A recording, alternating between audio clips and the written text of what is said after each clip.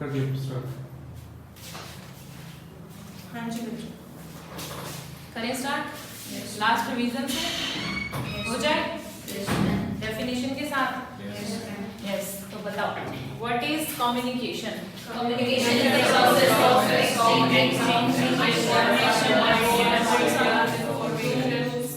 Communication is the process of exchanging information, ideas, thoughts, feelings or emotions through speech, writing, signals और behavior। अच्छा, उसके बाद in communication process a sender encodes the message and sends it to the after using medium sends it to the receiver and then receiver who decodes the message and after processing information sends an appropriate feedback to the using a medium. ठीक है, ये आपकी communication process थी। सबको समझ में आ गई थी? रोहित क्या फील आ रही है? सब्जी मंडी? अच्छा, वीडियो बैकअप लिया था? क्यों? अरे बैकअप तो लेना चाहिए था ना नेक्स्ट क्लास में आते हुए। हाँ, मैं भी नहीं छोड़ते घर वाले। यहाँ पे आके समझ लेता। मैम इसने समझाया नहीं कि 9 बजे का बैठा बताओ। मैं भी 11 बजे आया था। तो मैं फिर भी 1 घंटा था, 1 घंटे में हो जाता। ठीक है, कम्युनिकेशन समझ में आया, प्रोसेस थी उसके बाद। अच्छा, उसके बाद आता है टाइप्स ऑफ कम्युनिकेशन। कितने टाइप्स की होती है? बेस्ड ऑन कितने types? Based on channels, based on channels, communication channels and based on purpose and style. Communication channel पे basis कितने verbal communication, non-verbal communication, visual communication. Based on purpose and style. Formal and informal communication. ठीक है, verbal communication. Oral और written दोनों होती है। Verbal communication होती क्या है? It involves use of words or language for sending the intended message. ठीक है, for delivering the intended message. उसके बाद oral और written थे इसमें। oral के example voice call, seminar, telecommunication, ठीक है, voice chat, lectures, ठीक है, ये सब क्या है? oral communication के पार्ट। written में emails, email,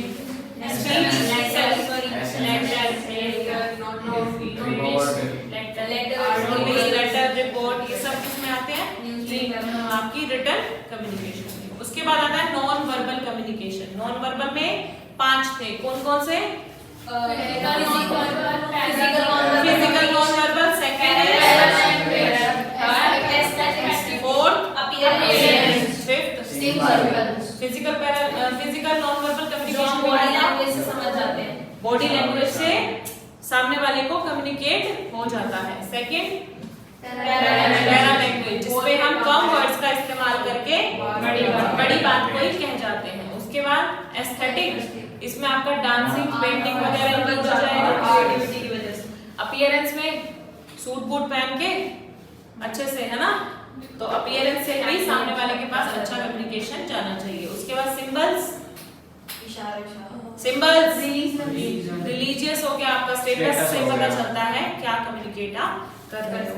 visual communication, pie chart का यूज करके कोई भी डायग्राम बना के जब आप सामने वाले को अपना कोई मैसेज देना चाहते हो, उसको हम बोलते हैं विजुअल कम्युनिकेशन। ठीक है, यहीं तक कवर किया था लास्ट क्लास में। आज हम करेंगे जो हमारा टाइप्स ऑफ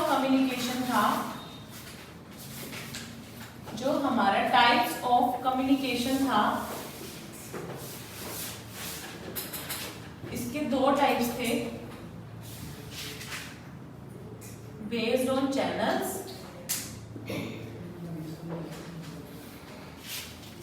बेस्ड ऑन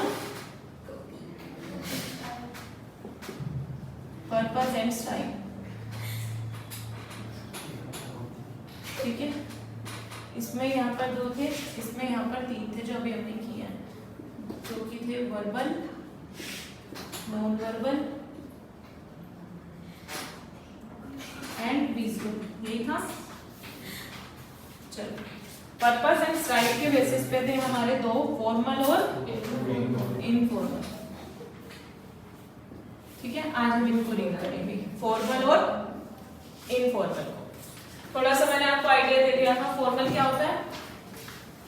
जिसमें आपको कुछ भी कम्युनिकेट करते हुए कुछ रूल्स को फॉलो करना पड़े, है ना, पर्टिकुलरली किसी अच्छी लैंग्वेज में बात करनी पड़े, सेट ऑफ रूल्स को फॉलो करना पड़े, प्रोसीजर्स को फॉलो करना पड़े, उसमें होता है फॉर्मल कम्युनिकेशन। और इनफॉर्मल में क्या होगा? जस्ट आपकी कैजुअल टॉक होती है, फ्रेंडली बिहेवियर होता है ना।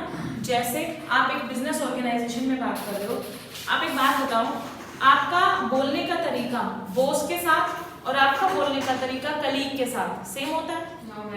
बॉस से कैसे बात करते हो? इज्जत से, और कलीग से बेइज्जती से, है ना? ऐसा ही बोलोगे। कलीग से हम थोड़ा सा फ्रेंडली बिहेव कर लेते हैं, लेकिन बॉस से हम फ्रेंडली बिहेव नहीं करते। तो दोनों समझ रहे हो ना, पर फॉर्मल और इनफॉर्मल। कर ही नहीं सकते, बाहर थोड़ी नहीं करना है ना। अबे चल अपना कर। अच्छा, बॉस की पीछे से मतलब बैक साइड पे फॉर्मल तो होता ही नहीं कुछ। उसकी बुराई करनी हो तो कितने तरीके से धोते हो। हाँ, क्या क्या यूज कर देते हैं, पता नहीं कैसी लैंग्वेज। चलो, मैं को कुछ एक्सपीरियंस है थोड़ा। हाँ बिल्कुल है ना, थोड़ा नहीं, पूरा 3 साल का, है ना। थोड़ा यही कह रहे हैं, मैं तो नहीं कह रही। तो formal communication both oral and written दोनों ही हो सकते हैं। जैसे आप बॉस को किसी लेटर के थ्रू भी कम्युनिकेट कर सकते हो, या बॉस आपको नोटिस के थ्रू कर सकता है कम्युनिकेट, और साथ में ओरल भी कम्युनिकेट कर सकता है जब भी उसे ऐसा लगे। ठीक है, तो formal communication both oral and written follow certain rules, principles and convention in conveying the message. आपको मैसेज डिलीवर करने के लिए कुछ सेट ऑफ रूल्स को फॉलो करना पड़ेगा। The hierarchy in the organisation has to be followed. आपने देखा है कभी ये हायरार्की कैसे, मतलब स्टेप वाइज, है ना, सीक्वेंस में। जैसे यहाँ पर बॉस है, ठीक है, बॉस ने अपने किसको बोला? मैनेजर ले लो एक बार। पर्सनल असिस्टेंट, मैनेजर ने आगे किसको बोला? एम्प्लॉइज को, है ना। एम्प्लॉइज ने आगे किसको बोला? वर्कर्स को, वर्कर्स या लेबर को। ठीक है, ऐसे लिखा मैंने। तो ये क्या बन रही है? एक हायरार्की बन रही है, स्टेप वाइज चल रहा है। मतलब बॉस ने किसको कम्युनिकेट किया? मैनेजर को। मैनेजर ने किसको किया? एम्प्लॉइज को। एम्प्लॉइज ने किसको किया? वर्कर को। मतलब स्टेप वाइज। ठीक है, स्टेप वाइज आपको चलना है। तो hierarchy in the organisation has to be followed. Formal format, style and language have to be used. आपको फॉर्मेट यूज करना है, एक लैंग्वेज सही होनी चाहिए, आपका स्टाइल सही होना चाहिए। कम्युनिकेशन पैटर्न आपका वर्टिकल भी हो सकता है, हॉरिजॉन्टल भी हो सकता है, डायगोनल भी हो सकता है। बताओ तीनों फॉर्मेट में से ये कौन सा कम्युनिकेशन है? वर्टिकल, हॉरिजॉन्टल या डायगोनल? वर्टिकल। वर्टिकल लाइन कैसे होती है आपकी? सीधी, है ना, इस टाइप से स्टैंडिंग लाइन इसको हम बोलते हैं। ठीक है, और हॉरिजॉन्टल स्लीपिंग लाइन को हम बोलते हैं। ठीक है, डायगोनल कटती हुई ऐसे वाली, है ना। ठीक है, ये होता है डायगोनल। तो वर्टिकल में क्या होगा? Information can flow upwards. अब एक बात बताओ, क्या बॉस ने मैनेजर को बोला, मैनेजर ने एम्प्लॉइज को बोला, एम्प्लॉइज ने वर्कर्स को बोला, उल्टा कम्युनिकेट नहीं हो सकता? क्या हो सकता है? टू वे कम्युनिकेशन हो सकता है ना। अगर वर्कर को कोई प्रॉब्लम हो रही है काम करने में, तो वो एम्प्लॉइज को बताएगा अपनी दिक्कत, एम्प्लॉइज आगे मैनेजर को बताएंगे कि उनको ये प्रॉब्लम हो रही है, और मैनेजर बॉस को बताएगा, तभी तो प्रॉब्लम का सॉल्यूशन निकलेगा। तो वर्टिकल जो आपका कम्युनिकेशन रहता है, उस इंफॉर्मेशन कैन फ्लो अपवर्ड्स और डाउनवर्ड्स। समझ रहे हो? अपवर्ड्स आपका सबऑर्डिनेट टू सुपीरियर, और डाउनवर्ड्स कैसा होगा आपका? Superior to subordinate. समझते हो ना सुपीरियर और सबऑर्डिनेट? बिजनेस पढ़ के आए हो ना? ये धक्का मारा था? पता नहीं। सुपीरियर सबऑर्डिनेट को देगा तो डाउनवर्ड्स, ठीक है। अगर सबऑर्डिनेट सुपीरियर को देगा तो अपवर्ड्स। क्लियर है? तो आपका जो कम्युनिकेशन है वो अपवर्ड और डाउनवर्ड दोनों हो सकता है। Data that is collected flows up to the top level of management for review. जो डेटा कलेक्ट किया है चाहे एम्प्लॉइज ने, वो कहां पर जाता है? Flows up to the top level of management for review and decision making. जैसे मैंने सेल रिपोर्ट तैयार की, ठीक है, 1 महीने की हमने सेल रिपोर्ट तैयार की कि हमने पिछले मंथ, इस वाले मंथ में हमने पिछले साल कितनी सेल की थी और इसी मंथ में हमने पिछले साल आज के ईयर में हमने कितनी सेल की है। कंपैरिजन बना के आपने दे दिया, या फिर ऐसा कहते हैं अभी क्या चल रहा है, जुलाई है ना, हमने मई और जून का डेटा तैयार किया। मई में हमारी इतनी सेल थी, जून में हमारी इतनी सेल हुई। हमने रिपोर्ट बना के दी, किसने? मैनेजर ने। मैनेजर ने अपने सुपीरियर को दी है रिपोर्ट, ठीक है। अब वो क्या कर रहा है? रिपोर्ट को रिव्यू कर रहा है, देख रहा है कि हमारी सेल घटी है या बढ़ी है पिछले महीने से। उसके अकॉर्डिंग अगर सेल घटी है तो क्यों घटी है, ठीक है, उसके पीछे रीजन ढूंढेंगे हम। रीजन ढूंढने के लिए आगे लोगों को बोलेंगे, मैनेजर को बोलेंगे कि क्या रीजन था कि हम सेल हमारी रिड्यूस हो गई है, ठीक है। और अगर अपोजिट हुआ, मीन सेल बढ़ी है, तो हमारा कैसे, क्या ऐसी हमने एक्टिविटीज की थी जिससे हमारी सेल में इंक्रीज हुआ। तो टॉप लेवल मैनेजमेंट डिसीजन किसके बेस पे लेती है? जो रिपोर्ट्स किसने तैयार की है? लोअर लेवल के लोगों ने। सबऑर्डिनेट की तैयार की हुई रिपोर्ट से सुपीरियर जो है वो डिसीजन लेते हैं, ठीक है। तो आपने जो रिपोर्ट तैयार की आप टॉप लेवल मैनेजमेंट को पहुंचाते हो ताकि वो रिव्यू कर पाए, डिसीजन ले पाए। और अगर कोई इंस्ट्रक्शन या ऑर्डर देने है तो वो कौन देगा? सुपीरियर। बताओ, सुपीरियर किसको देगा? सबऑर्डिनेट को। यानी कि जब भी कभी हमें इंस्ट्रक्शन या फिर क्या देने हैं, ऑर्डर, तो कौन सी कम्युनिकेशन होगी? अपवर्ड या डाउनवर्ड? डाउनवर्ड। बताओ भाई। डाउनवर्ड, ठीक है। और अगर हमने कोई रिपोर्ट सबमिट करनी है जिसके बेस पर टॉप लेवल कमेटी जो है, टॉप लेवल मैनेजर जो है वो डिसीजन ले सके, तो रिपोर्ट सबमिट करिए तो कौन सा कम्युनिकेशन? बताओ बच्चों, समझ आ रहा है? चलो, while instruction and order are passed down from the management to the subordinate, ठीक है। नेक्स्ट आता है हॉरिजॉन्टल। बताओ इसमें कौन से लॉ आने चाहिए? हॉरिजॉन्टल में समझ गए ना, सेम लेवल के लोग, है ना। तो horizontal communication that involves communication between two parts of organization at the same level. Underline, at the same level कर लिया, हाईलाइट कर लो, अंडरलाइन कर लो, at the same level. For example, manager of a project in a company may hold a regular daily, weekly और monthly meeting to discuss the progress of the project. एक project है जिसपे कई लोग मिलकर काम कर रहे हैं, कई लोग मिलकर काम कर रहे हैं। अब बहुत सारे लोगों की इन्वॉल्वमेंट है, ठीक है। अब अलग अलग सब लोग काम कर रहे हैं अपना, लेकिन एक पता तो होना चाहिए ना कि हमारा प्रोजेक्ट कहाँ तक पहुंचा है। तो उसके लिए मैनेजर क्या करता है? एक मीटिंग रखता है। क्या रखता है? जिसमें सब इकट्ठे लेवल के, सेम लेवल के बंदे आते हैं और अपनी अपनी बात रखते हैं कि मैंने ये काम कर दिया, मैंने ये काम कर दिया, ताकि हमें प्रोजेक्ट की प्रोग्रेस के बारे में पता लग सके कि हमारा प्रोजेक्ट कहाँ पर पहुंचा है। सेम लेवल के बीच में कम्युनिकेशन हुआ, that is called horizontal communication, ठीक है। समझ आ रहा है बच्चों? चलो, नेक्स्ट आता है डायगोनल। बताओ डायगोनल कैसा होगा? एक मिनट, मैं एक बार बना दूं। जैसे हुआ क्या? सुपीरियर था यहाँ पर, ठीक है, इसने सबऑर्डिनेट को दिया कोई भी ऑर्डर, ठीक है। ये तो कौन सा कम्युनिकेशन था? वर्टिकल। वर्टिकल। अगर सबऑर्डिनेट ने दूसरे सबऑर्डिनेट से बात की है, ये कौन सा कम्युनिकेशन है?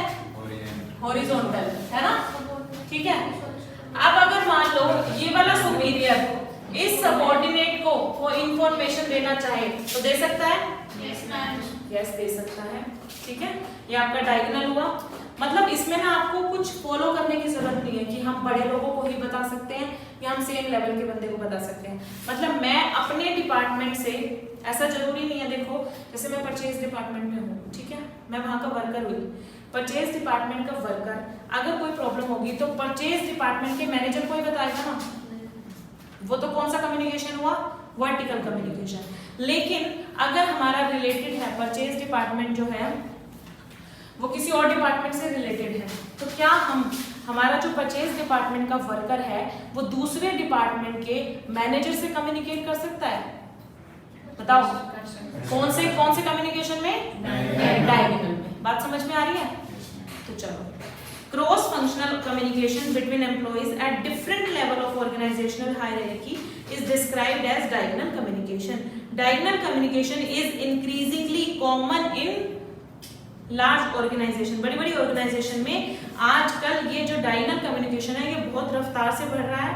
क्यों? क्योंकि इसमें क्या होता है, देखो जब कभी हम इसको फॉलो करते हैं ना वर्टिकल को, देखो बॉस ने मैनेजर को कोई बात समझाई, मैनेजर को समझ आ गई, मैनेजर ने वही बात किसको समझाई, एम्प्लॉइज को। मान लो 50% बात समझ में आई, एम्प्लॉइज को 50% बात समझ में आई।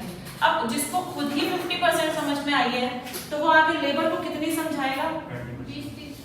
सोचो, है कि नहीं? तो यानी कि जो मैसेज यहाँ से गया था, क्या वो वर्कर तक आते आते वही मैसेज रहा? चेंज हो गया ना। मतलब जहां उसने 100% कोई बात कही थी वो 20% तक ही रह गई।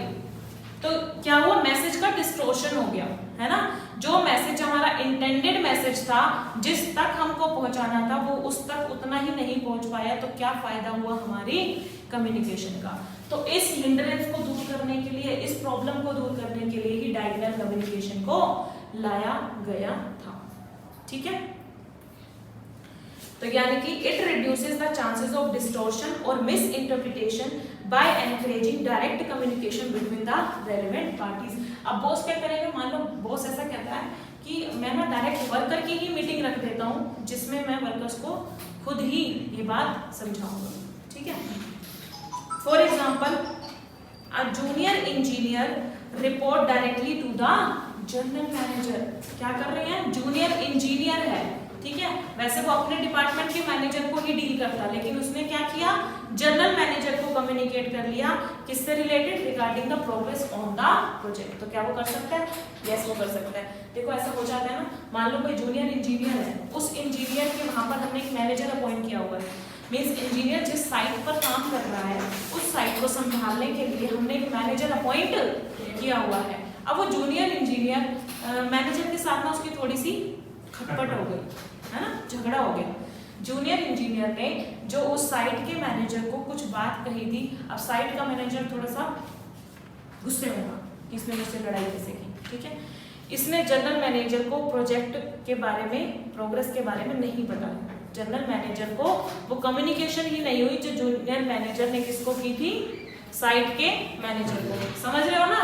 जूनियर इंजीनियर ने साइट के मैनेजर को जो कम्युनिकेशन की थी, वो साइट के मैनेजर ने जनरल मैनेजर को बताई ही नहीं। जब प्रोग्रेस के बारे में बताया ही नहीं तो उनको तो पता ही नहीं था कि कोई काम चल भी रहा है या नहीं चल रहा, जबकि इंजीनियर अपना पूरा काम कर रहे थे। तो इंजीनियर को क्या लगा? हम तो काम भी कर रहे हैं और हमें कोई मिल भी नहीं रहा, कुछ तारीफ भी नहीं हो रही। तारीफ तो अलग हो गई, चलो ऐसे कुछ इंजीनियर्स भी होते हैं ना जो अपना वर्क बेसिस पर ही अर्निंग लेते हैं।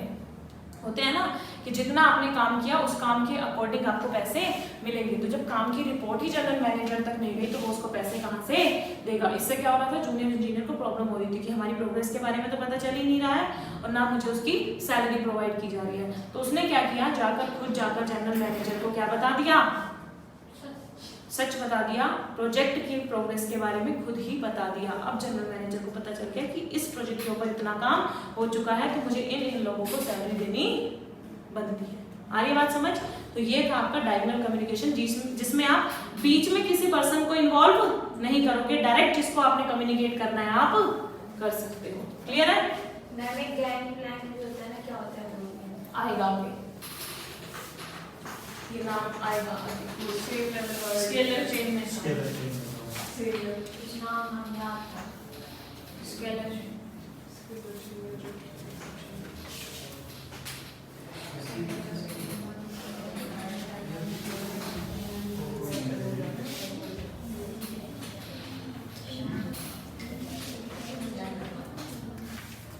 तीनों समझ में आ गए?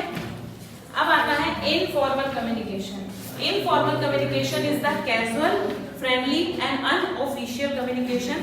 It is spontaneous conversation. Spontaneous क्या होता है? लिख लो, वर्ड मीनिंग लगा रहे हो ना? हाँ जी। स्पॉन्टेनियस का मतलब होता है, मतलब कोई भी बात आपकी, कोई भी निकली है बात आपकी, प्रोसीडिंग फ्रॉम नेचुरल फीलिंग, है ना, मतलब दिल की बात जुबान पर आ जाना, है ना, दिल की बात जुबान पर आ जाना होता है स्पॉन्टेनियस। क्या बॉस के सामने ऐसा रख सकते हो?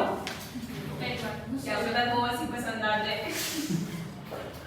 ऐसा नहीं है, बॉस के सामने क्या दिल की बात, दिल में तो चल रहा है कि एक इसको लगा दूं जड़ के, है ना, बॉस के लिए, क्या वो जुबान पर ला सकते हो? लेके कोने में दे दबा दो। हाँ ठीक है, तो लेकिन इसीलिए मैं बता रही थी कि बॉस के सामने आप ये बात नहीं रख सकते। कहने का मतलब आप फॉर्मल कम्युनिकेशन में ऐसा नेचुरल फीलिंग वाली बातें नहीं रख सकते, लेकिन ऐसा इनफॉर्मल में हो सकता है। तो स्पॉन्टेनियस कन्वर्सेशन होती है, एक्सचेंज ऑफ इंफॉर्मेशन होता है बिटवीन टू और more persons without conforming to the prescribed official rules, process, system, formalities and chain of command. कुछ भी फॉलो नहीं करना होगा आपको। क्या जो वो वर्टिकल वाली चेन हमने फॉर्मल में फॉलो की थी वैसी इनफॉर्मल में भी होगी? नहीं होगी, ठीक है। चलो, इनफॉर्मल कम्युनिकेशन इज बिटवीन किस किस में होता है? ये फैमिलीज में होता है, फ्रेंड्स में, नेबर्स में, मेंबर्स ऑफ द कम्युनिटी और other social relation which are based on common interest and disposition. Information can flow from any source in any direction. कोई भी किसी को कुछ भी बात कह सकता है इनफॉर्मल कम्युनिकेशन में, ठीक है बच्चों। चलें आगे। Employees in the organization interact with each other outside the formal domain. इसका देखो, एक बात बताओ, ऑर्गेनाइजेशन में काम करते हुए क्या सिर्फ आप वर्क रिलेटेड ही बातें करते रहते हो? कलीग्स क्या और बातें नहीं करते? करते हैं ना। कोई किसी को अपनी किसी के बारे में बताता है ना, बताते हैं ना, ऐसा करते हैं कलीग्स, ठीक है। तो इसको हम क्या बोलते हैं? इनफॉर्मल कम्युनिकेशन बोलते हैं। और इसको हम बोलते हैं ग्रेप वाइन, यानी कि जो ये गॉसिप होती है ऑफिस में, इसको हम क्या बोलते हैं? Grapevine. Employees of different department and varied level meet and discuss matters casually and informally, ठीक है। चलो, कुछ फायदा भी होता है इन चीजों का, उनके बीच में रिलेशंस अच्छे बनते हैं कलीग्स के बीच में, है ना।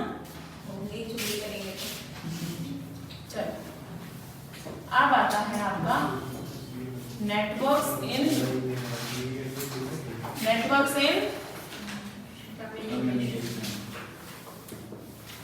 कौन कौन से नेटवर्क होते हैं भाई? करें स्टार्ट। ये ना बहुत इंपॉर्टेंट है, वैसे पूरा चैप्टर इंपॉर्टेंट है, ठीक है। जितना मैंने अभी तक पढ़ाया है उसमें से भी क्वेश्चन आता है और नेटवर्क में से भी क्वेश्चन जरूर आ जाता है। पर्टिकुलरली आपको एक नेटवर्क के बारे में एक्सप्लेन करने को आ जाएगा, है ना। उसमें आप उसका डायग्राम भी बनाओगे और उसके बारे में एक्सप्लेन भी करोगे। तो सबसे पहले मैं यहाँ पर एक डायग्राम बनाऊंगी, तो मुझे बताओगे ये कौन सा नेटवर्क है, ठीक है। सुपरवाइजर ने सबऑर्डिनेट को कम्युनिकेट किया, या सबऑर्डिनेट ने सुपरवाइजर को कम्युनिकेट किया। बताओ कैसा नेटवर्क है ये? इसी सीरीज में चल रहा है अपवर्ड और डाउनवर्ड, जो भी अपना वर्टिकल कम्युनिकेशन करके आए हम, तो वही नेटवर्क है ये वर्टिकल नेटवर्क। अच्छा, ये कैसा होना चाहिए? ये फॉर्मल या इनफॉर्मल? क्योंकि क्या है, फॉर्मल कम्युनिकेशन का ही तो पार्ट था ना वर्टिकल, तो क्या है ये? फॉर्मल कम्युनिकेशन है आपकी। तो vertical network is a formal network. It is usually between a higher ranking employee and a subordinate. In this two-way communication, immediate feedback is possible. आप अगर किसी को अपनी बात कहते हो तो साथ ही साथ पूछ लेते हो ना, आपको समझ में आ गई या नहीं आई, है ना, साथ में फीडबैक ले लेते हो ना। तो वर्टिकल नेटवर्क में आपके साथ क्या होता है कि आपको इमीडिएट फीडबैक मिल जाता है कि आपको समझ में आ गया, यस मुझे समझ में आ गया, उसी टाइम आपको फीडबैक मिल जाता है। बताओ, लिख दोगे इसके बारे में? Yes. This is called vertical network. ये आपका था फर्स्ट टाइप का। नेक्स्ट पे चले। नेक्स्ट है आपका डायग्राम बनाओ। ए ने एक मैसेज किसको दिया? बी को दिया, ठीक है। बी ने उसका फीडबैक किसको दिया, ए को दिया। चलो भाई,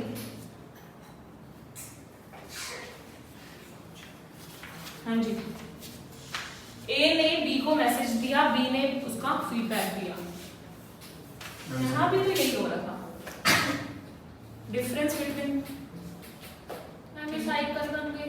मैं ये जो डिजाइन अलग रहा है, उसमें सुपीरियर और सबऑर्डिनेट की बात है, लेकिन यहाँ पर ऐसा कुछ नहीं है, ठीक है। तो when two person communicate with each other sending message and feedback, they form a communication circuit, therefore it is known as circuit network। इसको हम क्या बोलेंगे, सर्किट बन गया ना एक, तो इसको हम बोलेंगे circuit network. The two people interacting can be colleagues placed at the same hierarchical level in the organization। जहां पर मैंने कहा था वर्टिकल में सुपीरियर और सबऑर्डिनेट होने चाहिए, सर्किट में ऐसा जरूरी है? सर्किट में सेम लेवल के लोग भी आपस में इस तरीके का कम्युनिकेशन कर सकते हैं, ठीक है, समझ आ गया? वो फॉर्मल इनफॉर्मल दोनों हो सकता है। कलीग्स अगर आपस में बात करेंगे फॉर्मल टॉक भी हो सकती है, और कलीग्स अगर आपस में बात करेंगे तो इनफॉर्मल टॉक भी हो सकती है, ठीक है। चले आगे, चलो अब आता है, दो समझ में आ गए ना। थर्ड देखो, डायग्राम बनाओ। ए था एक पर्सन, ठीक है, इसने बी को, बी ने सी को, सी ने डी को,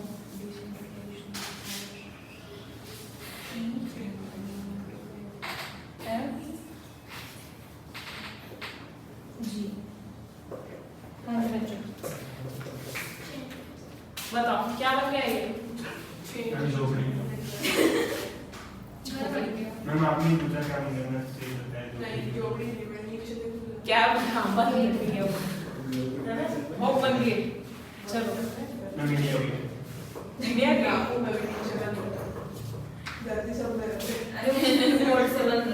चलो क्या बन गई, चेन बनी, चेन बनी। ए कौन होगा यहाँ पर, क्वेश्चन पूछना ही चाहिए, क्वेश्चन पे ही इतने डिबेट हो जाते हैं। ए कौन है यहाँ पर, बॉस। ये सब क्या है उसके, सबऑर्डिनेट्स, ठीक है। तो एक बॉस कम्युनिकेट कर रहा है, जैसे हमने वर्टिकल एक बनाया था ना कि ए ने बी को कहा, बी ने सी को, सी ने डी को। जैसे बॉस ने मैनेजर को कहा, मैनेजर ने एम्प्लॉइज को कहा, एम्प्लॉइज ने वर्कर को कहा, तो वही वाली बात है यहाँ पर, ठीक है। तो communication pattern that follows the chain of command from the senior to the junior is called the chain network. Communication starts at the top, top पे कौन है, ए, टॉप पे कौन है, ए यानी कि लाइक फ्रॉम द सीईओ, ए को हम मान रहे हैं यहाँ पर सीईओ कंपनी का। वो कोई कमांड देता है या इंस्ट्रक्शन देता है to those working under him in the organisation. BCD और ईएफजी क्या है, ये सबऑर्डिनेट्स हैं किसके, ए के, and receive command from A. The chain network often take up time and communication may not be clear. मैंने इसके अभी डिसएडवांटेज बताई थी तुम्हें कि ये कम्युनिकेशन टाइम भी ज्यादा लेती है, क्योंकि पहले ये इसको बताएगा, फिर ये इसको बताएगा, और लास्ट में उसके पास तक पहुंचते पहुंचते देर लगेगी ना, और कई बार हमारा मैसेज भी डिस्टॉर्ट हो सकता है, ठीक है। तो कम्युनिकेशन कई बार क्लियर भी नहीं होती और टाइम भी ज्यादा ले जाती है। इसको हम बोलेंगे चेन नेटवर्क। क्या बोलेंगे, क्या बोलेंगे, चेन नेटवर्क। कितने पढ़ लिए, 3, वर्टिकल, सर्किट और चेन। तीनों के डायग्राम समझ में आ गए। सर्किट में कौन है, सेम लेवल के पर्सन आपस में बातें कर रहे हैं, मैसेज दे रहे हैं, साथ में फीडबैक ले रहे हैं। सेम काम वर्टिकल में हो रहा था, लेकिन वहां पर सबऑर्डिनेट और सुपीरियर का रिलेशन होना जरूरी है। थर्ड आता है चेन नेटवर्क, जिसमें आपकी कम्युनिकेशन टाइम ज्यादा लेती है और हो सकता है कम्युनिकेशन क्लियर भी ना हो, क्योंकि इसमें एक पर्टिकुलर चेन को फॉलो किया जाता है, ठीक है।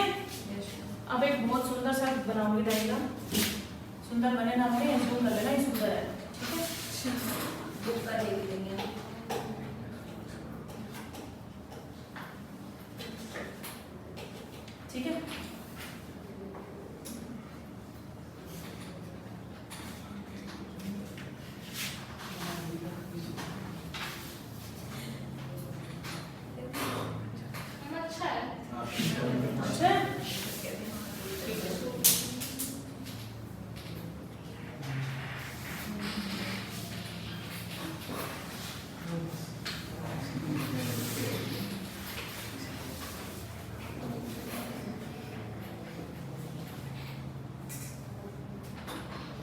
चलो बच्चों देखो, इससे क्या समझ में आ रहा है? क्या लग रहा है ये? व्हील लग रहा है, चक्का। व्हील नेटवर्क लग रहा है ये।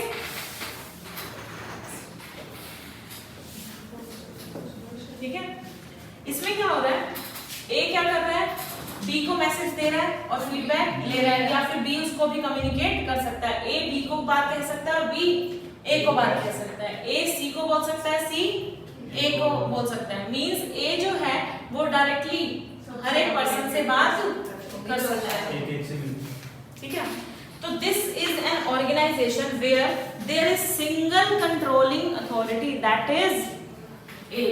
जहां पर सिंगल कंट्रोलिंग अथॉरिटी है, पूरी ऑर्गेनाइजेशन को संभालने के लिए सिर्फ एक ही पर्सन जहां पर है, तो कहने का मतलब ये स्मॉल ऑर्गेनाइजेशन में काम करेगा?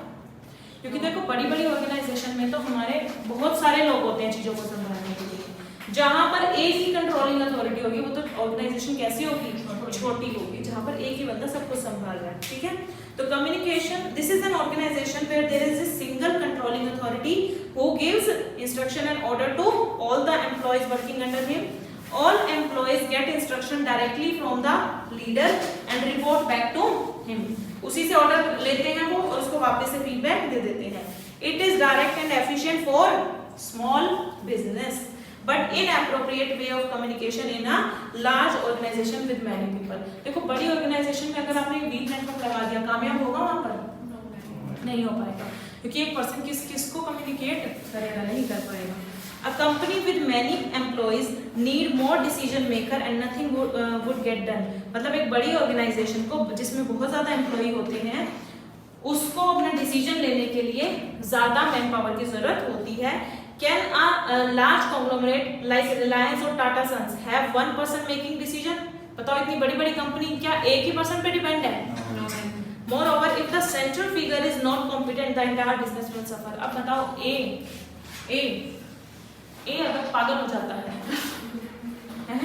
अनसाउंड माइंड का हो जाता है, बताओ पूरा बिजनेस क्या हो जाएगा? खत्म, है ना?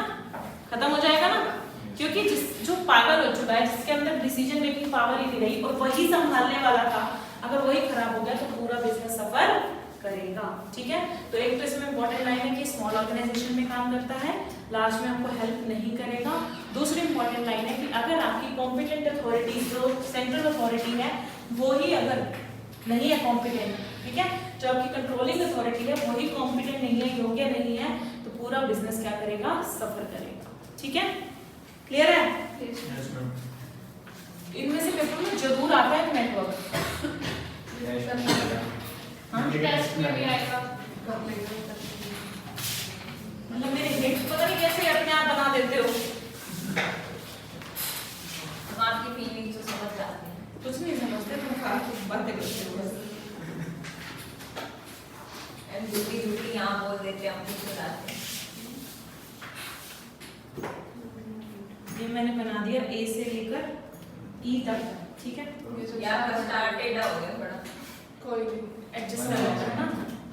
ए बी को भी कम्युनिकेट करेगा, इससे भी करेगा, ए सी से भी कम्युनिकेट करेगा और सी इसको फीडबैक भी देगा।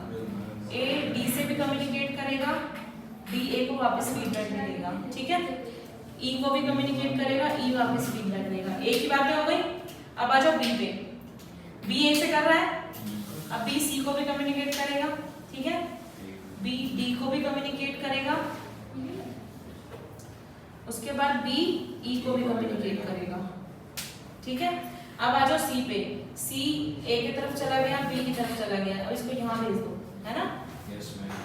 इसको यहाँ भी भेज दो, थोड़ी खिचड़ी बन गई, देख लेना, है ना? अब डी का इन सबसे कवर हो गया, एक यही रह गया, ठीक है ना? Yes, ma'am. This is called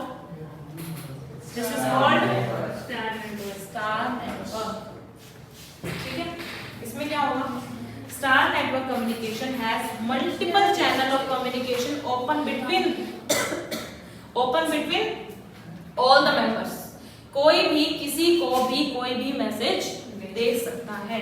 this network propagates group communication communication and is essential where team work is involve. जहां पर टीम में आप काम कर रहे हो वहां पर बाउंडेशन नहीं होनी चाहिए कि आप इसको नहीं कुछ बात कह सकते, उसको कुछ बात नहीं कह सकते, आपको मैनेजर को भी बोलनी पड़ेगी।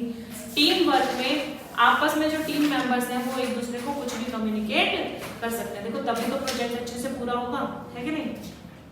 तो जहां पर टीम वर्क होगा वहां पर स्टार नेटवर्क काम आएगा।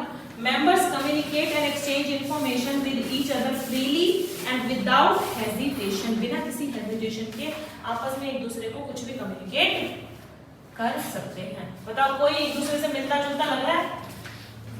नहीं लग रहा? क्वेश्चन पूछ लो कि कौन सा है ये? Yes ma'am. चलो पूछ। हम डायग्राम दिखा देना। डायग्राम थोड़ी बनाऊंगी और डायग्राम थोड़ी बना हुआ आ जाएगा। तुम कैसे बातें करो जैसे फर्स्ट क्लास के बच्चे हो, पहचान कौन है ना। मैम ने वो बना दी फिगर, बताओ ये एप्पल है, ये बनाना है ना। फाउंडेशन में आ गए हो तुम, ठीक है। डायग्राम से नहीं पहचानना आपको, ये तो मैंने जस्ट समझाने के लिए आपको बताया था कि मैं डायग्राम बना रही हूँ, इसमें पहचानो। लेकिन अभी मैं एक स्टेटमेंट बोल रही हूँ, उसको समझ के आपको बताना है।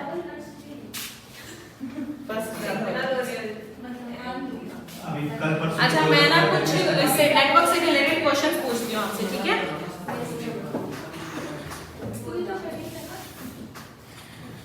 Which is the most effective for teamwork? What are the disadvantages of wheel network? क्यों लार्ज में काम डिसएडवांटेज क्या है कि हम आपको लार्ज ऑर्गेनाइजेशन में हेल्प और दूसरी डिसएडवांटेज क्या है कि अगर आपकी कंट्रोलिंग अथॉरिटी ही अनसाउंड माइंड हो जाए या कॉम्पिटेंट ना रहे तो आपका पूरा बिजनेस सफर करेगा। ये दोनों लिखोगे आप, ठीक है। बैरियर चेन ऑफ कमांड के ड्रॉबैक, चेन नेटवर्क के मैम जो नहीं आते इंफॉर्मेशन जो है वो डिस्टॉर्ट हो सकती है और दूसरा टाइम कंज्यूमिंग होती है, ठीक है। बस यही क्वेश्चन थे इसमें भी, ठीक है। पेपर में जरूर आ जाता है ये वाला, ठीक है। व्हील नेटवर्क का एक और नाम भी है स्पोक नेटवर्क। जैसे आपने कुछ ऐसे कंपनी के बारे में लिखना है। देखो या तो ऐसे आएगा कि सर्किट नेटवर्क के बारे में बताओ, इसकी मेरिट्स बताओ या इसकी डिसएडवांटेज बताओ, ठीक है। या फिर वो ऐसे कह देगा कि इसी के बारे में एक्सप्लेन करो, तो डायग्राम बनाया ना, एडवांटेज बताया ना, कैरेक्टरिस्टिक्स बताया ना, डिसएडवांटेज बता दो, ठीक है। जो आपको जो आता है वो लिख देना, ठीक है। या फिर कई बार ऐसा भी आ जाता है, मान लो केस स्टडी बन के आ गया कि ये पर्सन उसको कम्युनिकेट कर रहा है, तो बताओ इसमें कौन सा नेटवर्क एप्लीकेबल हो रहा है, पहचान लोगे ना, है ना। जैसे उसमें कहा कि एक ऑर्गेनाइजेशन में एक पॉलिसी थी कि सुपीरियर सबऑर्डिनेट को कम्युनिकेट कर सकता था और सबऑर्डिनेट सुपीरियर को वर्टिकल, तो पहचान लिया ना। इस तरीके से कोई भी केस स्टडी बनके आ सकती है, ठीक है। कौन कौन से नेटवर्क के नाम बताना? Vertical network, vertical network, circuit network, chain network, ठीक है। मैम जो चेन वाला था उसमें ऊपर भी जा सकती है इंफॉर्मेशन। हाँ जा सकती है, बिल्कुल जा सकती है। अगर उनको कोई प्रॉब्लम है तो वो धीरे धीरे करके पहुंचा रहे हैं। अब हो सकता है ना बॉस तक वो प्रॉब्लम उस वे में गई नहीं जिस वे में वर्कर कहना चाहता था, ठीक है। वो डाउनवर्ड भी हो सकती है और वो अपवर्ड भी हो सकती है। चले अब हमारे चैप्टर में कुछ ज्यादा नहीं है, बस कैरेक्टरिस्टिक्स।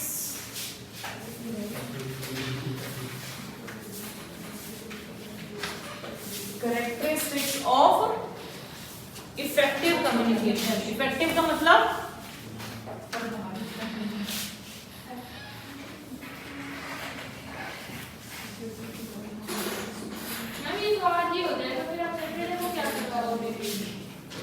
पार्टी करेंगे।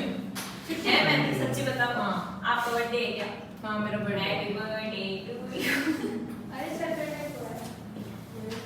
एडवांस में बोलने वाली थी लेकिन मैं तो हो गया, बट जबरदस्ती की खुशियां मना रहे हैं।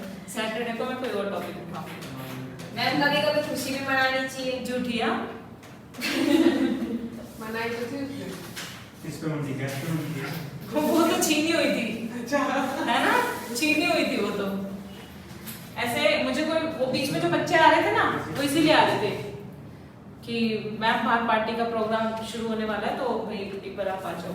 अच्छा मैं बाहर गई, मेरे साथ हुआ क्या सुनो, मैं बाहर गई, इधर गई, मैं उधर नहीं गई ऑफिस की तरफ, ठीक है, यहाँ गई तो बच्चे मैम इधर आओ इधर आओ, क्या हुआ, देखो सर ने ना ऑर्डर किया है, पिज्जा ऑर्डर किया है, ठीक है, अच्छा किया है, ठीक है, वही पिज्जा खा लेंगे, सर का आज मन कर रहा होगा। ऑफिस में गई हूँ, 3 जोमेटो वाले खड़े हैं लाइन में, और वो सारे अप्सरा के, तीनों अप्सरा से आए थे, ठीक है, तीनों अप्सरा से आए थे। अच्छा अब जो लेने जा रहे हैं, मैम आपके पास पैसे पड़े? हाँ पड़े, कितने चाहिए बोल, जितने पड़े थे तो। अच्छा ठीक है, मैंने निकाला उसे 500 का नोट, ठीक है भाई ले जाओ। हाँ भाई ठीक है, आ गया, पिज्जा खा लिया। मैंने कहा सर पार्टी किस चीज की थी ये तो बता दो। मैम आपको क्या करना है, आपको खाने से मतलब। अरे भाई मैंने पैसे खर्च किए हैं, कम से कम ये तो बता दो किस चीज के पिज्जा खा रहे हैं। मैम आपका बर्थडे था उसकी पार्टी नहीं हुई थी, आप छुट्टी पे थे उस दिन, इसलिए हमने पार्टी कर ली। पार्टी से पहले बंदे से पूछा जाता है ना, है कि नहीं? पूछते तो आप मना कर देते तो? क्यों मना करती मैं? यहाँ पर हमने लास्ट टाइम भी सेलिब्रेट किया था, बच्चों ने किया था, बल्कि मेरा जो फर्स्ट ग्रुप था, जब यहाँ पे मैंने लास्ट टाइम तो बच्चों ने सरप्राइज दिया था। मतलब मैं आ नहीं रही थी उस दिन, और मुझे सब बच्चों ने बुलाया, सर ने बुलाया कि नहीं सर मैम आ जाओ आप, तो मैं आई यहाँ पर और पूरा रूम डेकोरेट किया हुआ था। ये दिवाली का है वो बर्थडे वाला कई टाइम तक रहा था, फिर दिवाली आई थी तब वो हटा था, अब ये शायद नेक्स्ट दिवाली पे हटेगा, ठीक है। नेक्स्ट कौन करेगा? तुम अभी तो है, तुम चला जाना के दिन अरे अभी तो अक्टूबर में दिवाली वाले दिन आ जाएगा। अक्टूबर में दिवाली नहीं ना वो, अच्छा ठीक है ठीक है गवर्नमेंट फोन कर दोनों चलो ठीक है। तो ऐसा ऐसा बर्थडे आता कब है? आता तो दिवाली के बाद ही है। दिवाली के बाद पहले जुलाई में 2 जुलाई 3 को 4 ठीक है। अच्छा चाबी को भी ऐसे ही लूट लिया था उन्होंने, ठीक है। चलो चले, मैं रोहित ने बर्थडे की पार्टी दी थी। अभी लेते हैं, ऐसे थोड़ी जाएगा। नहीं नहीं जैसे मेरे को पकड़ा था वैसे रोहित को पकड़ेंगे। Characteristics of effective communication. अच्छा मैंने कुछ ये सी वर्ड से काफी सारे नाम बताए थे, कौन से चैप्टर में आए थे? प्रेसिस राइटिंग में आए थे। क्लैरिटी, कंसाइजनेस, किसमें आए थे? प्रेसिस राइटिंग में। तो आपका यहाँ पर इफेक्टिव कम्युनिकेशन में भी बहुत सारे सी हैं, ठीक है। प्रवेशिका, such type of knowledge, है ना। Characteristics of effective communication. आपको एक कम्युनिकेशन को इफेक्टिव बनाने के लिए उसमें क्या क्या चीजें डालनी जरूरी हैं कि आपकी कम्युनिकेशन सामने वाले पे इम्पैक्ट डाल सके, उसको बेहतर बना सके। तो क्या कैरेक्टरिस्टिक्स होने चाहिए? सी फॉर क्लैरिटी। क्या होना चाहिए? क्लैरिटी। क्लैरिटी का मतलब साफ स्पष्ट सुंदर शब्दों में अपनी बात दूसरों के सामने रखना, ठीक है। आपका मैसेज क्लियर होना चाहिए। बच्चों के मैसेज क्लियर नहीं होते, मींस बच्चों के जो आंसर्स होते हैं ना वो क्लियर नहीं होते। कई बार क्या होता था, मैंने केस स्टडी दी, क्वेश्चन भी क्लियर, केस स्टडी दी मैंने, ऊपर तक लिख रहे हैं कि हम इस बात से सहमत हैं, नीचे कंक्लूजन तक आते आते मैं ये पढ़ रही हूँ कि हम सहमत नहीं हैं, हम सहमत नहीं है। फिर मैंने कहा अभी तो मैंने कुछ ऐसा सहमत पढ़ा था, वापस से मैं कौन सा रीड करना पड़ता है, ठीक है। फिर से रीड किया तो यही हुआ कि पहले पैराग्राफ में वो सहमत था, लेकिन नीचे आते आते तक उसकी सहमति पलट गई। तो ये नहीं होना चाहिए। मन बदल जाता है। ये मन बदलने वाले लोग गौरव होते हैं, है ना। चलो मेरा नाम कहाँ से आ गया। चलो तो एनी स्पोकन और written communication should state the purpose of the message clearly. आपको अपने मैसेज का पर्पस क्लियरली मेंशन करना है। आपकी लैंग्वेज कैसी होनी चाहिए? सिंपल होनी चाहिए। Sentence are to be short as the core message. ऐसा नहीं हो बढ़ा चढ़ा के जो बात लिखी सामने वाले तक, आपका पर्पस तो गया ही नहीं। आपने आंसर को इतना बढ़ा चढ़ा लिख दिया रिपीट करते गए। कई बच्चे तो बीच में जो गाना लिख के आए थे, है ना, पीछे बैठे मैंने थोड़ी दिक्कत तुम सारे मेरे से देख रहे हो ऐसी लिखा था, ये बता रहा था किसी बता रहा था तो वो स्टोरी थी। मैंने स्टोरी नहीं थी रियलिटी इसने कहा, मैंने खुद सुना था, इसने कहा था मैंने खुद लिखा था गाना। नहीं मैम मैं लिखा था बस। ठीक है। Sentence ought to be short as the core message is lost in long। जब भी आप कोई लॉन्ग पैराग्राफ लिखते हो जिसमें आप कहानियां बनाते हो, उसमें आपका कभी भी पर्पस निकल के नहीं आता है। इसलिए आपके सेंटेंसेस इतने छोटे होने चाहिए कि सामने वाले को आपका पर्पस क्लियर हो जाए। कॉन्वोल्यूटेड सेंटेंसेस, कॉन्वोल्यूटेड का मतलब होता है कॉम्प्लिकेटेड। लिख लो, ठीक है। आपका जो कॉन्वोल्यूटेड सेंटेंसेस, लॉन्ग और कॉम्प्लिकेटेड सेंटेंसेस में आपका जो मैसेज का पर्पस होता है वो कहीं ना कहीं खो जाता है। ईच आइडिया और point must be explain in a separate bulleted points और पैराग्राफ। क्या मतलब बताया इसका? कॉम्प्लिकेटेड, ठीक है। क्लैरिटी में आप क्या डिफाइन और करोगे जब भी आपको किसी को कुछ कम्युनिकेट करना है। मान लो रिटन कम्युनिकेशन कर रहे हो, मैंने आपको बताया था मेल राइटिंग में आपको जितनी भी चीजें रिक्वायर्ड है आप उसको बुलेट पॉइंट्स लगा के लिख रहे थे या 1 2 3 करके लिख रहे थे। तो आपका मैसेज इस तरीके से ड्रॉ होना चाहिए कि सामने वाले को आसानी से समझ में आ सके। लंबी चौड़ी गाथा नहीं लिखनी है, पैराग्राफ्स में लिखो, पॉइंट्स में लिखो ताकि सामने वाले को क्लियर हो जाए। ये बात आपकी किस पे भी एप्लीकेबल होती है, आपके एग्जाम पे भी एप्लीकेबल होती है, ठीक है। समझ आ रहा है? वहां पे भी तो आप कम्युनिकेट कर रहे हो ना, अपना आंसर दे रहे हो ना उसको, ये भी तो एक रिटन कम्युनिकेशन है। तो आपका कम्युनिकेशन बेहतर हो सके उसके लिए आप क्या करोगे, बुलेट पॉइंट्स लगा के कोई भी लिखोगे, चीजों को पैराग्राफ्स में लिखोगे, उसकी खिचड़ी नहीं बनाओगे, ठीक है। खिचड़ी चेकर को पसंद नहीं आती, बीमार नहीं है वो जिसको खिचड़ी खिलाओगे। क्या कौन बनाए तो make it easy for the reader to grasp the intent of communicate, ठीक है। सामने वाले के लिए इजी बनाओ जो भी आपने कम्युनिकेट किया है। Second, C for conciseness. क्या मतलब होता है? संक्षेप में, ब्रीफ। आजकल किसी के पास टाइम नहीं है बड़े बड़े पैराग्राफ्स को पढ़ने का। जब भी कोई चेकर आपकी पेपर चेक करता है, कॉपी चेक करता है, क्या वो पढ़ता है बहुत कुछ? अगर आपने हेडिंग बना के लिखा है ना, अगर आपकी हेडिंग इतनी इफेक्टिव है कि वो उसको अट्रैक्ट कर गई तो वो नंबर वैसे ही दे देगा बिना पढ़े ही, ठीक है। आप हेडिंग बनाओ, पॉइंट्स में लिखो, कुछ अट्रैक्टिव बनाओ उसमें पेपर में, तो आराम से नंबर मिलते हैं। अट्रैक्टिव का मतलब ये नहीं है वहां पे वो फ्लावर बना के आ जाओ पेपर में, गोलगप्पे, ठीक है। ऐसा कुछ ड्रॉ नहीं करके आना आपको कैसे इफेक्टिव बनाना है अपने पेपर को। जैसे कोई भी क्वेश्चन आप आंसर कर रहे हो उसके पॉइंट्स बनाओ सबसे पहले, अंडरलाइन करो उसको, फिर एक्सप्लेनेशन लिख दो। एक्सप्लेनेशन थोड़ी भी चलेगी, पॉइंट्स आपके कैसे होने चाहिए, अच्छे होने चाहिए। क्या टीचर क्या मेहनत कर, देखो चेकर को बहुत कॉपी चेक करनी होती है। अगर एक 100 मार्क्स की कॉपी को वो पढ़ने लगा तो उसकी तो जिंदगी खत्म हो जाएगी पेपर चेक करते करते। ऐसा तो मत बोलो। हाँ और क्या, तो जिंदगी खत्म होने वाला, बीत जाएगा बहुत टाइम, है कि नहीं। रिजल्ट सोचो कब आएगा, नेक्स्ट टाइम के लिए टाइम ही मिलेगा फिर, है कि नहीं। बहुत सारी चीजें अफेक्ट होंगी उसके एक से पढ़ने से। मुस्कान बहुत जल्दी रिजल्ट की।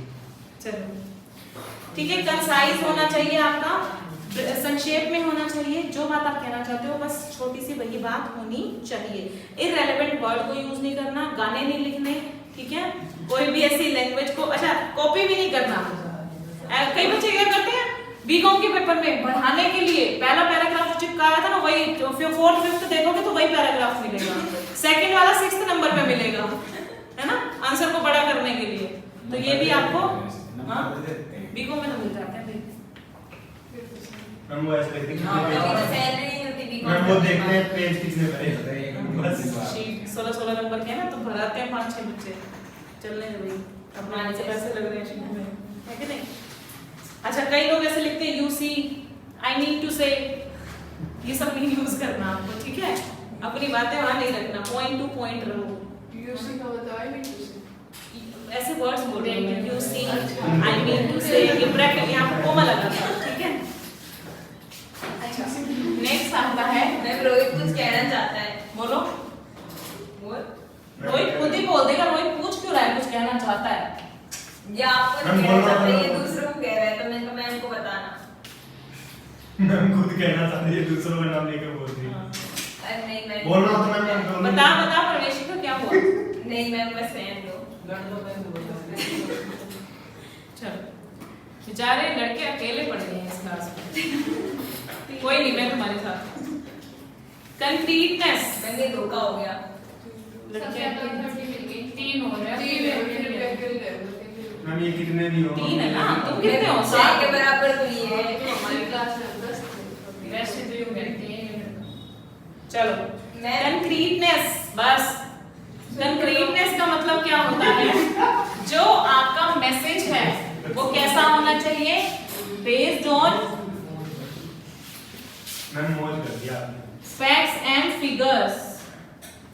Based on facts and figures. वहां पर आप अपना ओपिनियन नहीं रखोगे, मुझे शायद ऐसे लगता है, ठीक है? ये आपकी कम्युनिकेशन का इफेक्टिव वे नहीं है। आपको कैसा लगता है आप अपने अंदर रखो, है ना? जो भी आपको लगता है, हमें नहीं चाहिए आपके कि आपको अपनी कैसा लगता है। भावनाएं पेज पे मत दिखाओ। हाँ, एक्चुअली बहुत भावना वर्ड यूज होता था, वो भावना ही चली। The content of your communique should be tangible, based it on facts and figures.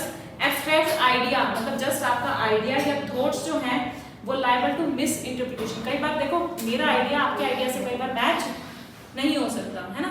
जैसे मैं क्या कह रही हूँ, मैं कोई बात कह रही हूँ, तुम्हारा पॉइंट उससे डिफर हो सकता है, तो वहां पर ऐसी बात मत रखना, क्योंकि मिस इंटरप्रिटेशन भी हो सकती है। आपको फैक्ट्स एंड फिगर के बेसिस पर ही अपना कम्युनिकेशन देना है। जो चीज सही है वही आपको लिखनी है, तभी आपका कम्युनिकेशन क्या होगा? इफेक्टिव होगा, ठीक है?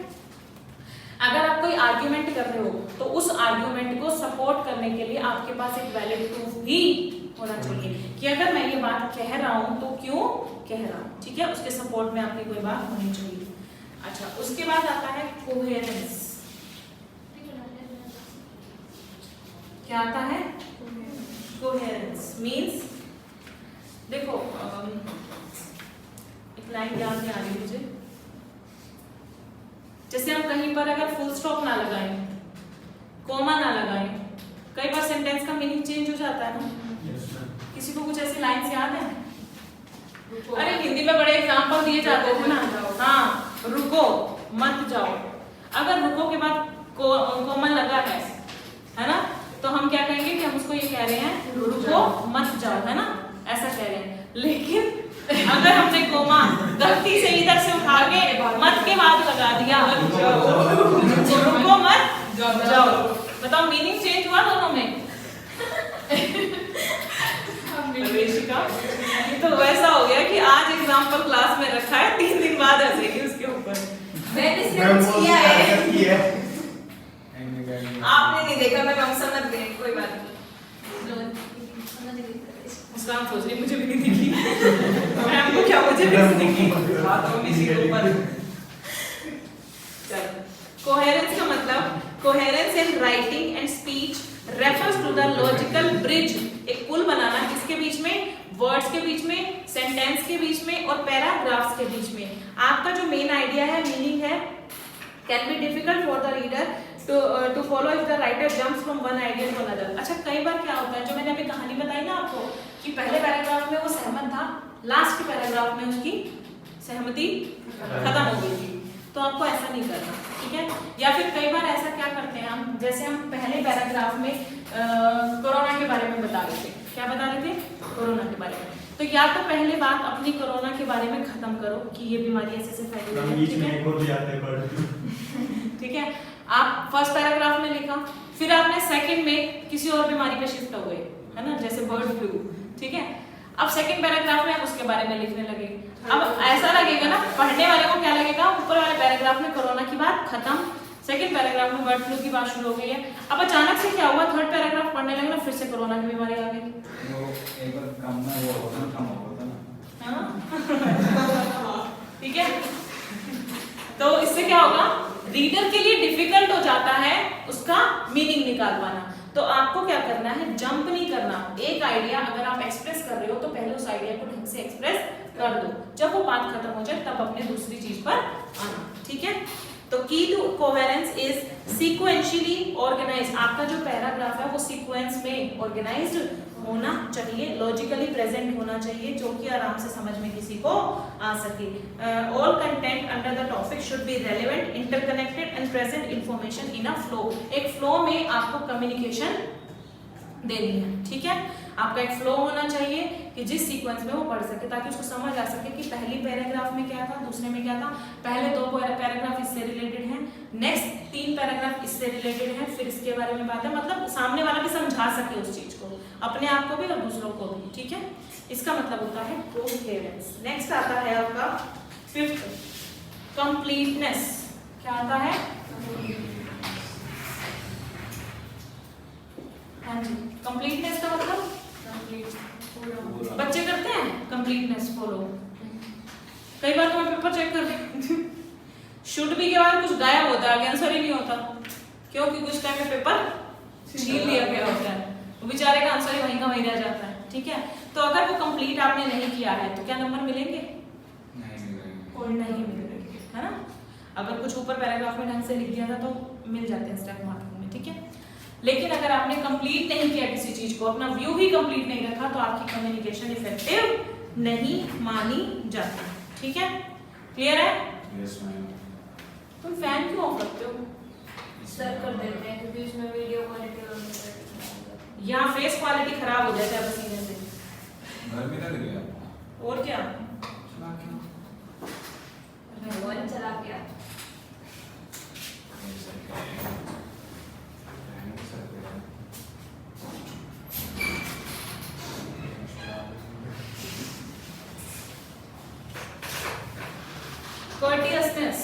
कर्टियसनेस क्या होती है? कर्टसी होनी चाहिए आपके बातों में। कर्टसी का मतलब क्या होनी चाहिए मैम? कर्टसी विनम्रता, है ना, इज्जत भाव, आदर भाव। बस मैम वो तो गया। सम्मान। Courtesy implies the sender is polite, ठीक है, considerate, respectful, open and honest with the receiver. The sender of the message takes into consideration the viewpoints and feelings of the receiver of the message. Make sure nothing offensive or with hidden negative tone is included. कभी भी ना किसी को ये तानेबाजी मत किया करो, comment मत मारा करो, वो एक अच्छा कम्युनिकेशन नहीं माना जाता है। किसी को नेगेटिव कमेंट करना, है ना, किसी को कुछ गाली देकर बात करना, ये सब अच्छी कम्युनिकेशन नहीं मानी जाती। मैम आजकल तो बात ही नहीं होती। किससे? तुम बोलो। अभी बोल रहा था टीचर मुझे। 7th आता है आपका लिसनिंग फॉर, इसका मतलब सुनना पड़ेगा, है कि नहीं, मानते हो ना ये बात? अगर कुछ समझना है तो उसके लिए आपको क्या बनना पड़ेगा? इफेक्टिव लिसनर बनना पड़ेगा, है कि नहीं। अगर आपको किसी को कुछ बताना है, किसी को कुछ समझाना है, तो पहले आपके पास भी वो नॉलेज होनी चाहिए, और वो नॉलेज एक्वायर करने के लिए आपको किसी की बात को सुनना पड़ेगा, ठीक है। पढ़ लो इसको। Focus and attention. Focus and attention मतलब आपका मेन फोकस आपके ओपिनियन पे, व्यू पॉइंट पे रहना चाहिए, डाइवर्ट आप नहीं होगे, ठीक है। जैसे देखो, everyday work environment has multiple activities going on simultaneously, ringing of phone, mail आना, number of task requiring your attention, anxiety related to work, emotional distress etc. can distract you. Such distraction are detrimental to the communication process with an individual or a group of people. You may overlook or completely miss important points or cues in the interaction. Thus, keeping your focus and attention during the communication is imperative for effective communication. जैसे मैं यहाँ पर पढ़ा रही हूँ, ठीक है, बीच में मेरा फोन रिंग हुआ, ठीक है, मैं देखने गई ना, वहाँ पे मेरा कम्युनिकेशन क्या हुआ? ब्रेक हुआ। अब अगर फोन देखने के बाद मैं अपने वो पॉइंट ही भूल जाती हूँ जो मैं आपको समझाने जा रही थी, तो एक तरीके से मेरा फोकस कहाँ हो गया? डाइवर्ट हो गया। किसकी वजह से? उस डिस्ट्रैक्शन की वजह से। तो आपको ये जितने भी डिस्ट्रैक्शंस हैं इनको साइड में रखना होगा अगर आपकी कम्युनिकेशन आपको इफेक्टिव चाहिए तो, ठीक है। अच्छा, मेरे लिए सही, बच्चों के केस में बच्चा किसी पॉइंट को समझ रहा है, बड़ा अच्छे से फ्लो चल रहा है किसी चीज़ का, समझ में आ रही है चीज़, बीच में फ़ोन बज जाता है, बीच में फ़ोन बज जाता है, एक पल के लिए ध्यान उधर चला जाता है, चाहे आप उसको साइलेंट ही कर रहे होते हो, है ना। उससे क्या होता है, आपका सामने से कई बार फ्लो टूट जाता है। क्यों? क्योंकि फ़ोन तो एक सेकंड के लिए बजा, लेकिन माइंड में क्या आने लग जाता है कि पूरी क्लास में मेरा फ़ोन बज गया, पता नहीं कितने लोग सुन रहे होंगे, पता नहीं कितने लोग मेरे फ़ोन की तरफ देख रहे होंगे, है ना। ऐसा होता है। फ़ोन तो सिर्फ एक सेकंड के लिए डिस्ट्रैक्ट किया था, लेकिन जो बाकी की थॉट्स आने लगे उसने ज़्यादा डिस्ट्रैक्ट कर दिया। उससे क्या हुआ, सामने वाले का पॉइंट जो फ्लो में चल रहा था वो फ्लो खत्म हो गया। तो आपको अपने मैसेज को, कम्युनिकेशन को इफेक्टिव रखना है तो आपको फोकस रहना पड़ेगा, अटेंटिव रहना पड़ेगा, ठीक है। ठीक है बच्चों, जागते रहो। नेक्स्ट पॉइंट है जागते रहो, ठीक है। इमोशनल अवेयरनेस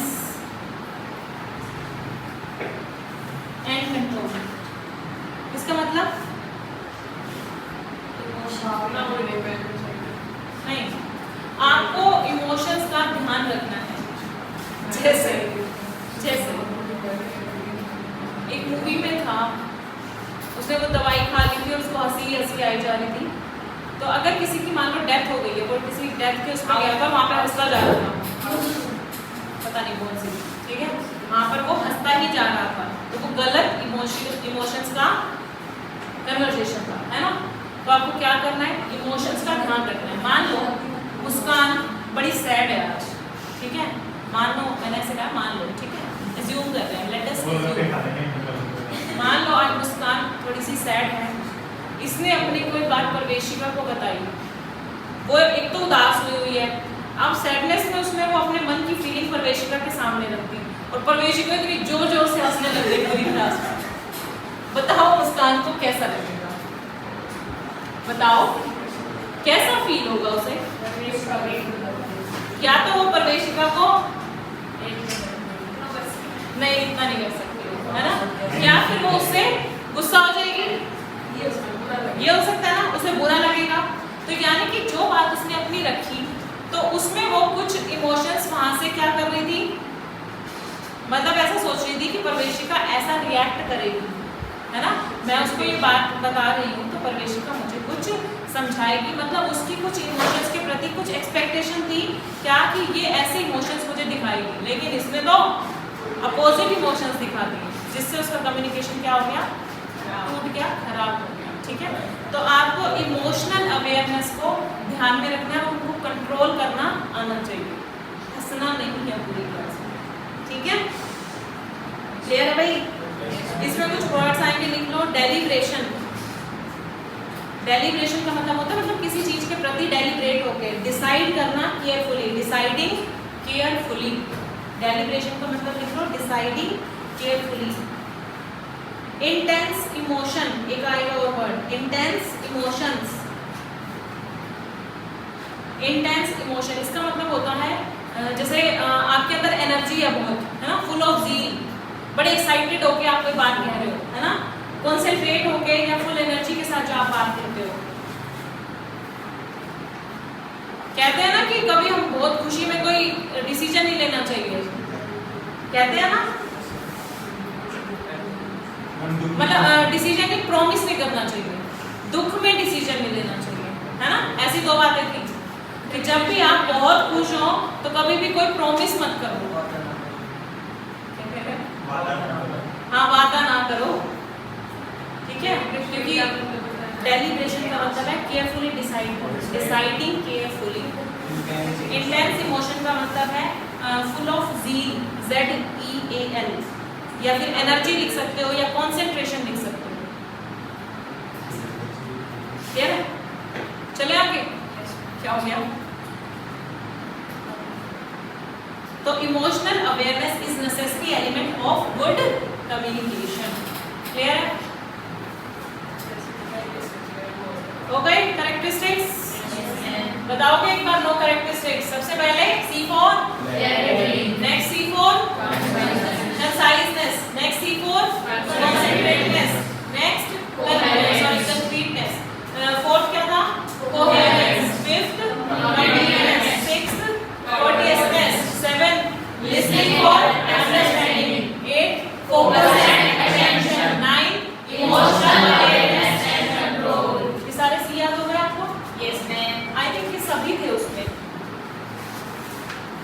6 है ना, 6 के 6 याद कर लेना और 6 के 6 का मीनिंग भी पता होना चाहिए, है ना।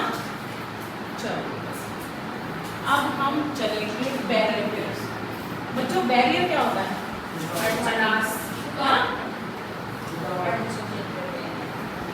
अड़चने, रुकावटें,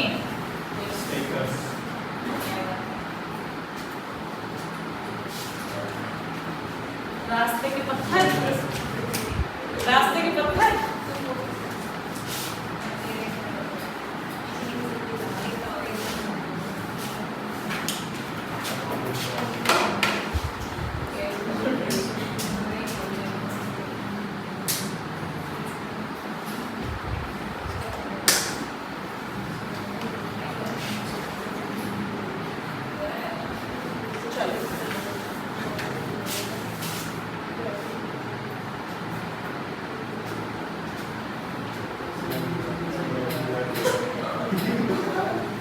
मैं जितनी देर यहाँ पर लिखती हूँ ना पीछे बातें शुरू हो जाती हैं।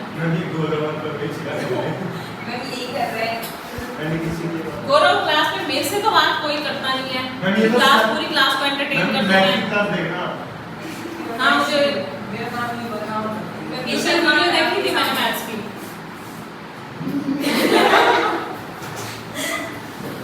क्योंकि आपके सामने शर्माता है। क्यों? मैंने इसका रिश्ता पक्का करने आई हूँ। हाँ चलो बता बड़ा मैं पूरी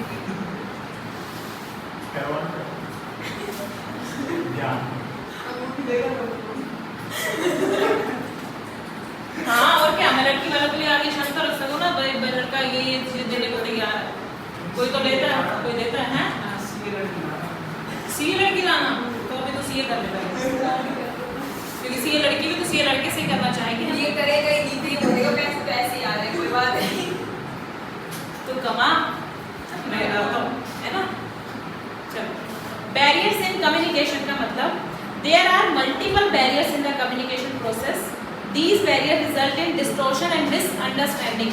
या तो आपका मैसेज डिस्टॉर्ट हो जाएगा, खराब हो जाएगा, या सामने वाले को असल में समझ में नहीं आएगा, असली जो मैसेज का पर्पस था वो उसको समझ में नहीं आएगा, मिसअंडरस्टैंड कर लेगा वो मैसेज को। तो बैरियर कैसे हो सकते हैं? बैरियर आपके फिजिकल बैरियर भी हो सकते हैं। फिजिकल बैरियर में क्या होना चाहिए? एक्टिविटी में फिजिकल बैरियर। मान लो एक स्कूल है, ठीक है, एक स्कूल मतलब बिल्कुल रोड पे सिचुएटेड है। क्लासरूम में जब टीचर पढ़ा रही होती है तो सामने से ना मतलब जो रोड पे ट्रक वगैरह जा रहे होते हैं तो बहुत शोर होता है, या फिर रेलवे स्टेशन के पास स्कूल है और ट्रेन की टिक टिक टिक टिक चलती रहती है ना, चलती रहती है। तो उससे क्या होगा, मेरे कम्युनिकेशन में रुकावट आती है। किस वजह से? इस मेरे स्कूल के इस जगह पर सिचुएट होने की वजह से, फिजिकली वहाँ पर होने की वजह से जो कम्युनिकेशन में बैरियर आता है उसको हम बोलते हैं फिजिकल बैरियर, ठीक है। These are result of our surrounding noises, कई बार शोर आता है जो, technical disturbance, outdated equipment, distant location, office doors, separate areas for people of different areas, large office spaces, old technology, lack of appropriate infrastructure can lead to problem in transmission of message, ठीक है। अब मान लो हमने email के through हम लोगों से communicate करते हैं ऑफिस में, ठीक है। अब हमारे जो बॉस ने ना वाईफाई ऐसे लगाया हुआ जिसमें नेटवर्क तो आता ही नहीं है ना, ऐसा एजम्पशन है, ठीक है। ऐसा लगवाया हुआ है वाईफाई जिसमें नेटवर्क तो आते ही नहीं है। अब मेल जाने में बड़ी देर लग जाती है, इससे क्या होता है, मेरा काम अफेक्ट होता है कि जितनी देर मेल को जाने में लगेगी उतनी ही देर तो आने में भी लगेगी, उसका फीडबैक आने में, तभी तो मैं काम स्टार्ट कर पाऊंगा। तो इससे क्या होगा, मेरा काम अफेक्ट होता है इस फिजिकल बैरियर की वजह से, ठीक है। उसके बाद आता है आपका ऑर्गेनाइजेशनल स्ट्रक्चर बैरियर। हाँ जी, ऑर्गेनाइजेशनल स्ट्रक्चर क्या होता है?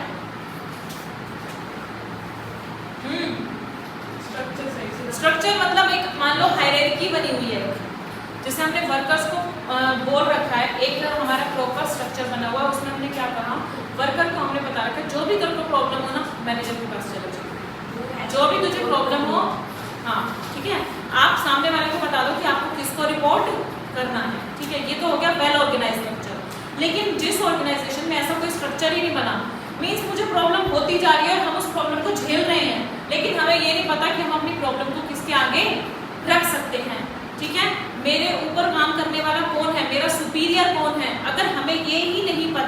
तो हमारा कम्युनिकेशन क्या अच्छा हो पाएगा? नहीं। तो अगर आपका ऑर्गेनाइजेशन स्ट्रक्चर अच्छा नहीं है, ठीक है, तो आप पर्टिकुलर इशू के बारे में किसको इन्फॉर्म करो, ठीक है?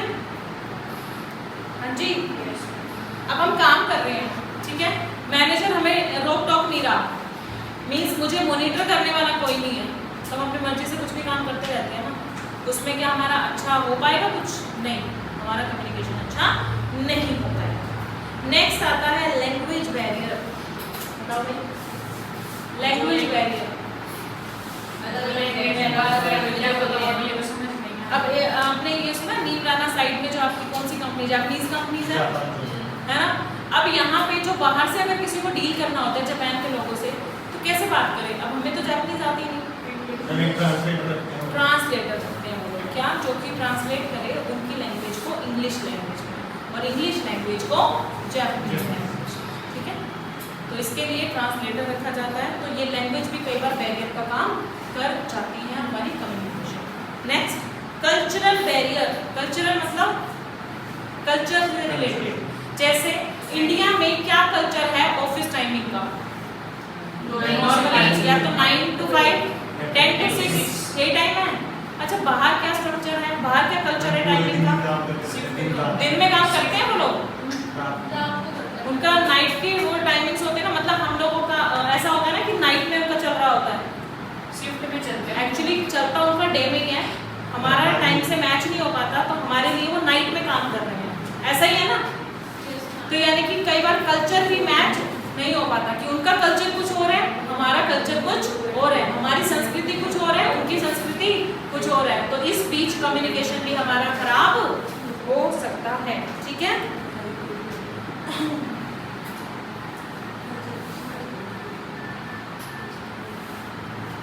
चलो, नेक्स्ट आता है इमोशनल बैरियर।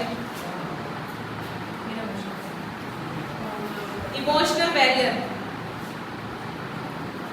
हाँ जी, कई बार ऐसा होता है ना, बच्चे मान लो किसी टीचर को पसंद नहीं करते, अब टीचर को स्कूल से निकलवाना है टीचर को स्कूल से निकलवा सकते हो। अब कुछ तुम जैसे बच्चे होते हैं, रोहित जैसे, निकलवा देंगे इसको, और कुछ बच्चे किस तरह से, शिवानी जैसे, है ना, वो बेचारी डर के बैठी रहेगी कि मैं कहाँ जाऊँगा, मेरी कौन सुनेगा, है ना? फ्री कम्युनिकेशन नहीं कर पाते, किस वजह से?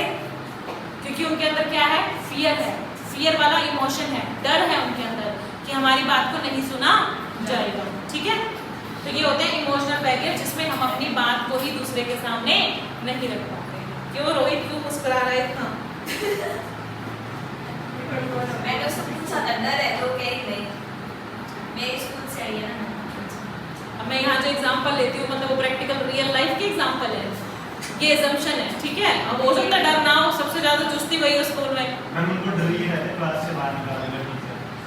अच्छा, मैम एटीट्यूड बैरियर्स, हाँ जी, कई लोगों का एटीट्यूड को यहाँ पर ना उसमें मत लेना, ईगो में मत काउंट करना। एटीट्यूड आपका पॉजिटिव भी हो सकता है। एटीट्यूड होता है किसी भी चीज को आपका सोचने का तरीका, वे ऑफ थिंकिंग, है ना? किसी का पॉजिटिव एटीट्यूड भी हो सकता है, किसी का नेगेटिव एटीट्यूड भी हो सकता है। तो किसी बात के प्रति आपका कैसा एटीट्यूड है वो डिटरमिन करता है कि आपको कैसी कम्युनिकेशन चाहिए, ठीक है? तो अगर नेगेटिव एटीट्यूड है किसी का तो वो बैरियर का काम करेगा, ठीक है? जैसे जो इसका एग्जांपल यहाँ पर भी सेट हो जाएगा, जैसे नेगेटिव एटीट्यूड है कि मेरी कोई बात सुनेगा ही नहीं, है ना? इससे क्या होगा? वो कम्युनिकेशन कभी हो ही नहीं पाएगी, ठीक है? तो personal attitude of employees can affect communication within the organisation. Motivated worker will facilitate the communication process. Dissatisfied workers जो होते हैं वो काम नहीं करते। देखो कई बार क्या होता है, जैसे हम अपने ऑर्गेनाइजेशन में ना कुछ चेंज लाना चाहते हैं, है ना?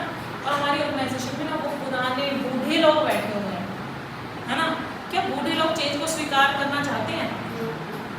वो क्या सोचते हैं? अब देखो उन लोगों ने काम किया टाइपराइटर पे, मशीन देखी तुमने? ठक ठक ठक ठक बटन दबाते हैं ना, छपते जाते हैं पेपर के ऊपर, कोर्ट में भी चलती है ना? अब उन लोगों के लिए कहा गया कि हम आपको कंप्यूटर ला के देंगे। अब वो तो डर गए, हमें तो नहीं चलाना आता कंप्यूटर, हम तो काम नहीं करेंगे। नेगेटिव एटीट्यूड है ना? नेगेटिव एटीट्यूड क्या काम कर रहा है, टेक्नोलॉजी को लाने नहीं दे रहा। तो ये मेरे लिए एक एटीट्यूड बैरियर का काम करेगा कि अगर कोई ऑर्गेनाइजेशन ग्रो करना चाहती है तो वो भी उससे रुक जाएगी। अब आता है परसेप्शन बैरियर। हाँ जी, परसेप्शन क्या होती है? हर एक पर्सन की हर एक चीज के बारे में एक अपनी परसेप्शन होती है, एक अपना व्यू होता है ना, नजरिया होता है। एक पॉइंट को लेके किसी का व्यू अलग हो सकता है, उसी पॉइंट को लेके किसी दूसरे पर्सन का व्यू अलग हो सकता है। तो ये चीज भी कई बार मेरे लिए बैरियर का काम करती है। Each one of us perceives the world differently and this causes problem in communicating. जैसे कुछ लोग हैं, लाइफ बहुत अच्छी है, हम बहुत एंजॉय कर रहे हैं, ठीक है, और एक पर्सन ऐसे बैठा है, क्या जिंदगी है, कट रही है, पता नहीं कब खत्म होएगी, है ना।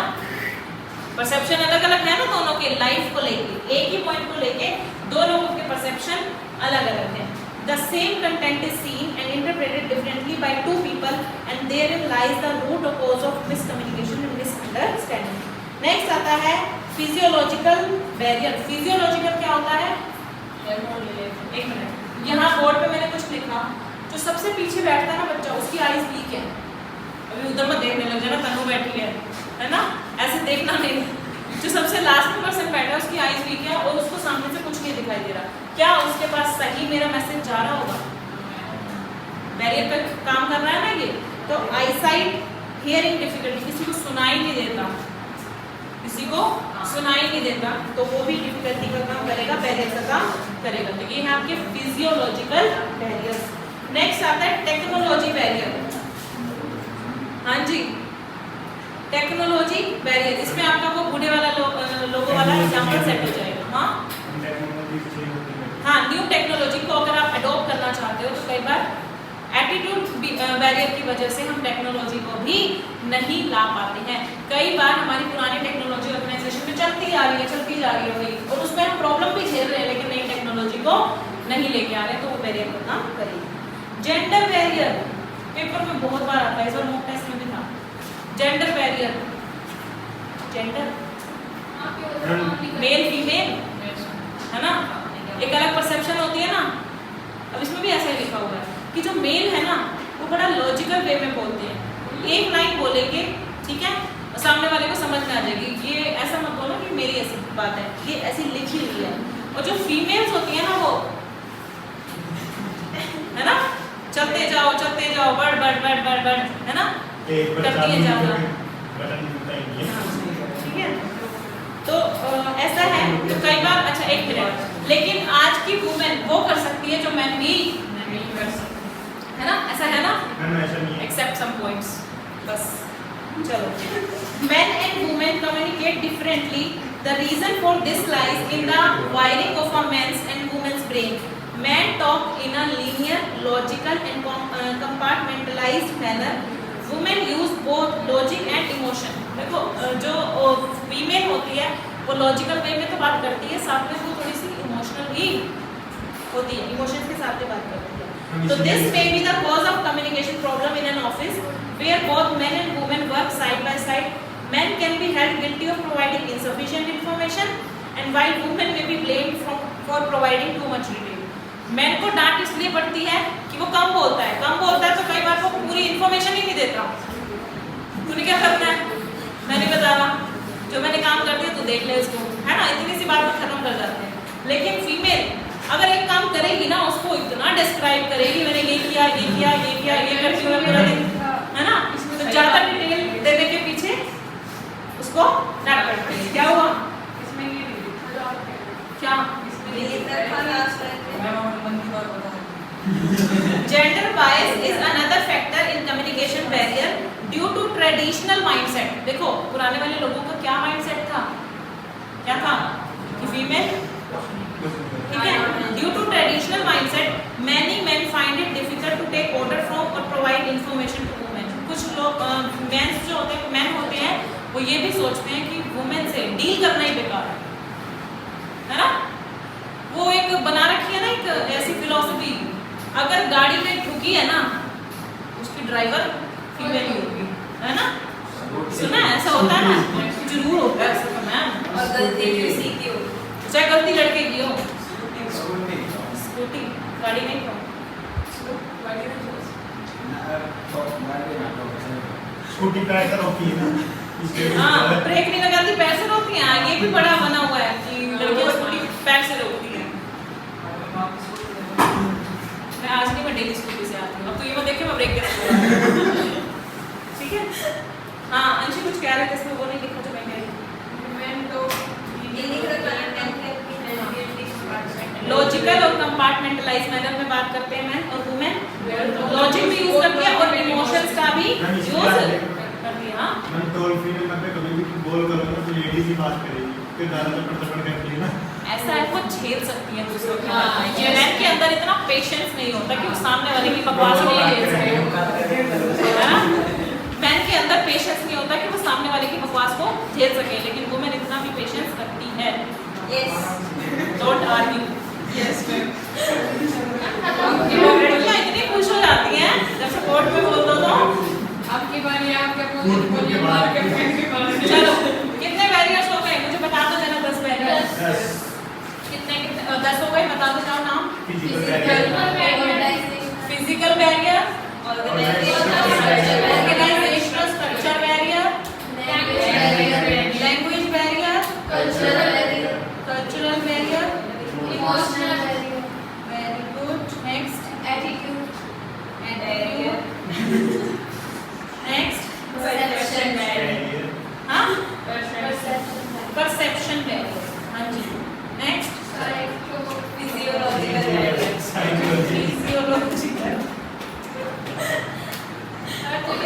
Next technological next gender barrier.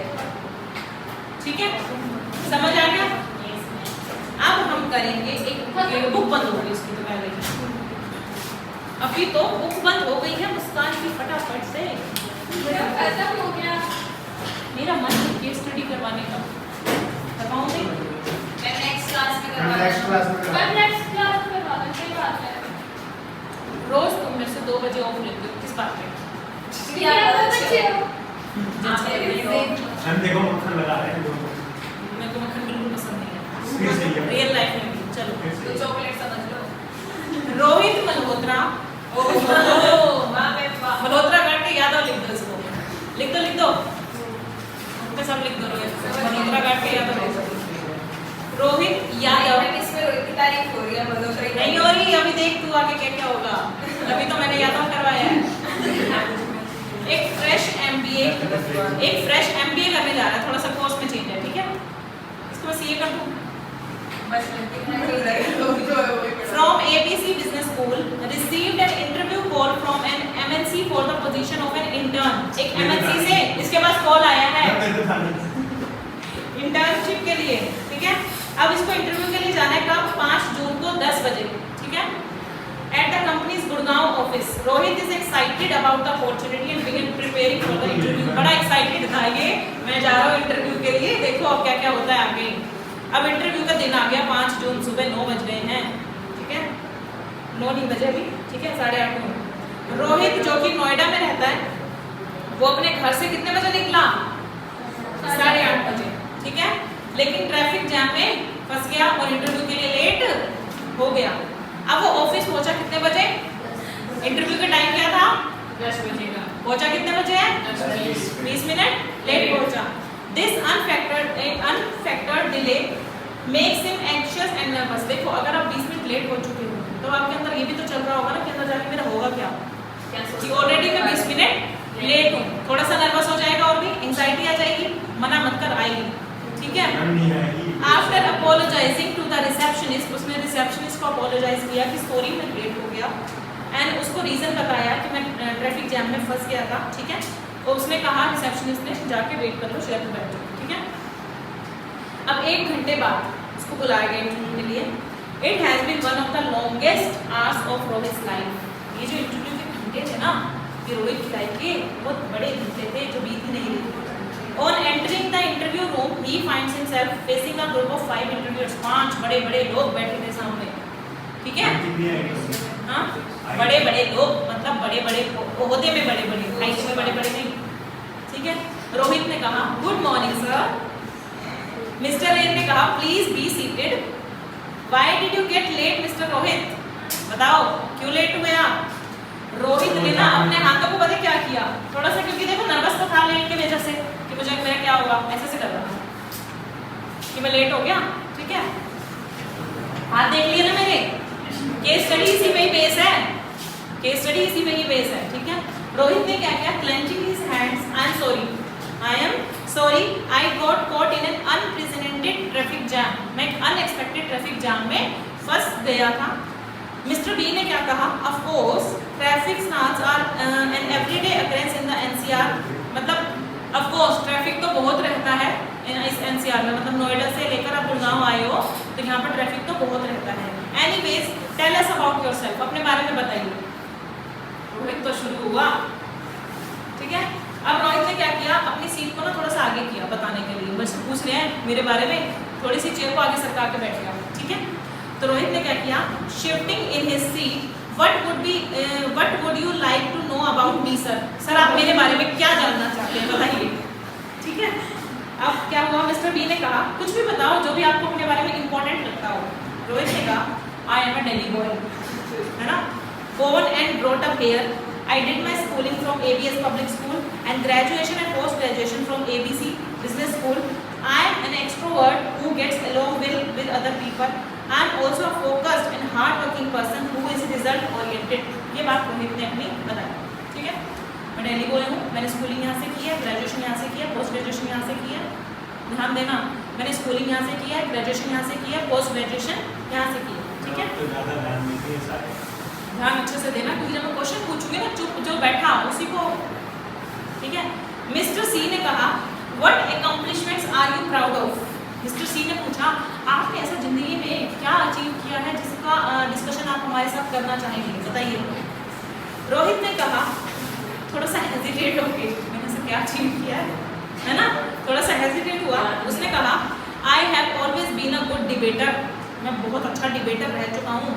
And I have won many trophies at school and college level. मैंने स्कूल और कॉलेज में बहुत सारी ट्रॉफीज अचीव की हैं, जीती हैं। I was appreciated and given a recommendation certificate for my project work with company x के साथ जो मेरे को एक प्रोजेक्ट वर्क मिला था उसमें मुझे एक कमेंडेशन सर्टिफिकेट मिला था। इतनी सी बात उसने कही अपने बारे में, देखो, है ना। मतलब जब उसने तारीफ के लिए कहा कि अपनी कोई ऐसी अचीवमेंट बताओ जिसके बारे में आप मुझसे डिस्कस करना चाहते हो, तो रोहित ने इतनी बात बताई कि मैं एक गुड डिबेटर रह चुका हूँ और मुझे एक प्रोजेक्ट वर्क मिला था किसी कंपनी से, वहाँ पे मुझे कमेंडेशन सर्टिफिकेट मिला। ठीक है। डी ने कहा tell me about a difficult experience in your life, how did you deal with it? अपनी लाइफ का कोई ऐसा डिफिकल्ट एक्सपीरियंस बताओ जो आपने डील किया हो और उसका सोल्यूशन आपने कैसे निकाला। ठीक है। रोहित ने कहा well sir I have not face many difficult situation so far, मैंने अभी कोई इतनी डिफिकल्ट सिचुएशन लाइफ में नहीं देखी है। However moving into a hostel after school did require many adjustment, लेकिन स्कूल से हॉस्टल में शिफ्ट होना एक बहुत बड़ी एडजस्टमेंट थी अपने आप में। मेरे नए फ्रेंड्स बने। ठीक है। सीनियर्स के साथ में, बॉसी सीनियर्स के साथ में मुझे रहना पड़ा, अपने बेसिक वर्क मुझे खुद करने पड़े। ठीक है। और फूड के बारे में स्टॉप बीइंग फसी अबाउट फूड, मींस जो मिलता था वो मैं खा लेता था, कुछ ज़्यादा वो नहीं करता था जो मैं घर पे करता था। ठीक है। I learn many life skills and became independent and responsible, मैंने बहुत सारी लाइफ स्किल्स सीखी हैं और मैं इंडिपेंडेंट और रिस्पॉन्सिबल अब बन चुका हूँ। ठीक है। मिस्टर ए ने कहा कि innovation is the key to success. Innovation क्या होता है? मतलब पहल करना किसी चीज की, इनोवेशन एक नई चीज की शुरुआत करना, है ना।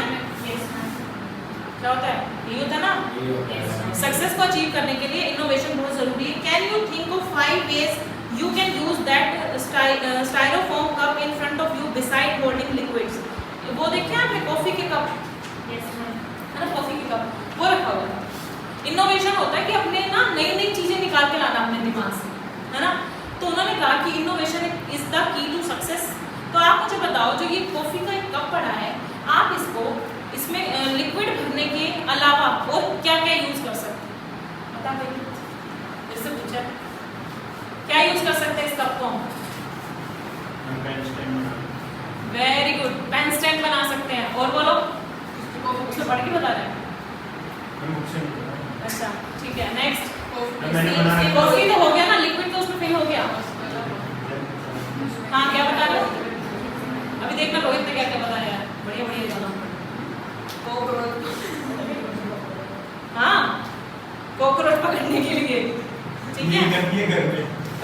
रोहित ने कहा, रोहित ने ना उसके हाथ में जो वो रेज्यूम का फोल्डर था ना, उसको ऐसे थोड़ा सा पकड़ा, तो सोच रहा है ना क्योंकि वो क्या क्या कर सकता हूँ मैं, उसमें थोड़ा सा टाइम दिया। Sir it can be use to hold office clips, मतलब पेन स्टैंड का काम कर सकते हैं, क्लिप्स इसके अंदर रख सकते हैं। Carry sticky solid food item, कोई सॉलिड फूड आइटम है वो भी हम इसमें रख सकते हैं, और कभी कभी हम इसमें कॉकरोच भी ट्रैप कर सकते हैं, ठीक है। एंड ऐसे करते हुए I can't think of anything else eight, ठीक है। मुझे नहीं लगता इसके अलावा इसका कोई यूज हो सकता है, ठीक है। चलो अब मिस्टर ई ने कहा can you tell us a joke, क्या आप मुझे कोई जोक सुनाना चाहेंगे? बताओ, किसी को कोई जोक अभी याद है? बस ऐसा ही रोहित ने कहा, जैसे तुम्हें याद नहीं आ रहा ऐसे रोहित को भी नहीं आया, ठीक है। रोहित कंप्लीटली कंफ्यूज हो गया, can not think of a joke he can relate to an interview panel. एक इंटरव्यू पैनल में कैसा जोक मैं रख सकूं उसको याद नहीं आ रहा था, है ना। Sir I can not recall a joke I can share with you, मुझे कोई रिकॉल नहीं हो रहा है जैसे तुमको नहीं हो रहा है ना, ऐसे उसको भी नहीं हुआ, इंटरव्यू के टाइम पे तो बिल्कुल नहीं होता, आई थिंक, है ना। मिस्टर सी ने कहा thank you Rohit, we will get back to you, हम आपको फोन कर देंगे, ठीक है। रोहित ने कहा थैंक यू सर। अब रोहित रूम से चला गया and wonders what would be the outcome of the interview. Interview का क्या आउटकम आएगा, वो सोच रहा है कि क्या होगा, मैं सिलेक्ट होऊंगा या नहीं होऊंगा, बताओ तुम्हारे हिसाब से रोहित सेलेक्ट होगा? क्यों नहीं होगा? कट कर से ले जा रहे हो। अभी मैं कुछ पॉइंट्स पूछूंगी जहां पर आपको बताना है कि क्या कमी रह गई थी रोहित की, ठीक है। बेचारा रोहित हर एग्जांपल में फिट हो जाता है ना। Do you think Rohit will be selected by the interviewers? No man. तो व्हाई नॉट? पहली बात वो लेट था, और उस लेट होने की वजह से वो नर्वस था, ठीक है। लेट होने की वजह से एक तो उसका इंप्रेशन ये पड़ा कि वो पंक्चुअल नहीं है, ठीक है।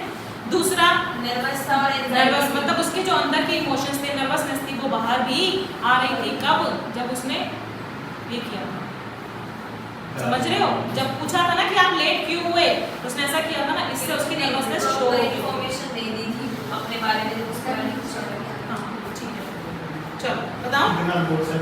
Rohit is unlikely to be selected for the internship, he has revealed his anxiety and nervousness, वो उसने शो कर दी थी by clenching of hands। क्यों मान रहे हो? In speaking about himself, अपने बारे में बताते हुए, he has not understood the interviewer focus including necessary information, he has been unable to promote himself by highlighting his strength। अगर इंटरव्यू आपके बारे में पूछ रहा था तो वो पूछना चाहता था कि आपकी ऐसी कौन सी स्ट्रेंथ है, आपको हम क्यों रखें अपने कंपनी में, समझ रहे हो, आपके अंदर ऐसी क्या स्ट्रेंथ है, क्या पावर है, क्या लोगों से अलग आपके अंदर चीजें हैं जो यूज करके हम आपको अपनी कंपनी में इंटर्नशिप के लिए रखें। तो he should have focus on his winning argument in debate, उसको वहां पर अपना फोकस रखना चाहिए था। His information about the project work is incomplete, उसने प्रोजेक्ट वर्क के बारे में नहीं बताया, सिर्फ ये बता दिया कि मुझे वहां पर कमेंडेशन सर्टिफिकेट मिला था, ठीक है। Rohit also fails to exhibit the ability to think on his feet, could not relate a joke or come up with effective innovation, ना तो उसने कोई effective innovation बताई वहाँ पर, कॉकरोच पकड़वा रहा था, बताओ, ठीक है, ना ही कोई जोक रिलेट कर पाया। अगर जोक कोई कहा था तो कुछ सुना देता, चलो next question, which non-verbal cues revealed Rohit's state of mind to the interviewers, what conclusion did they come to? कौन सा ऐसा non-verbal cues इंटरव्यूअर के पास गया था? Clenching is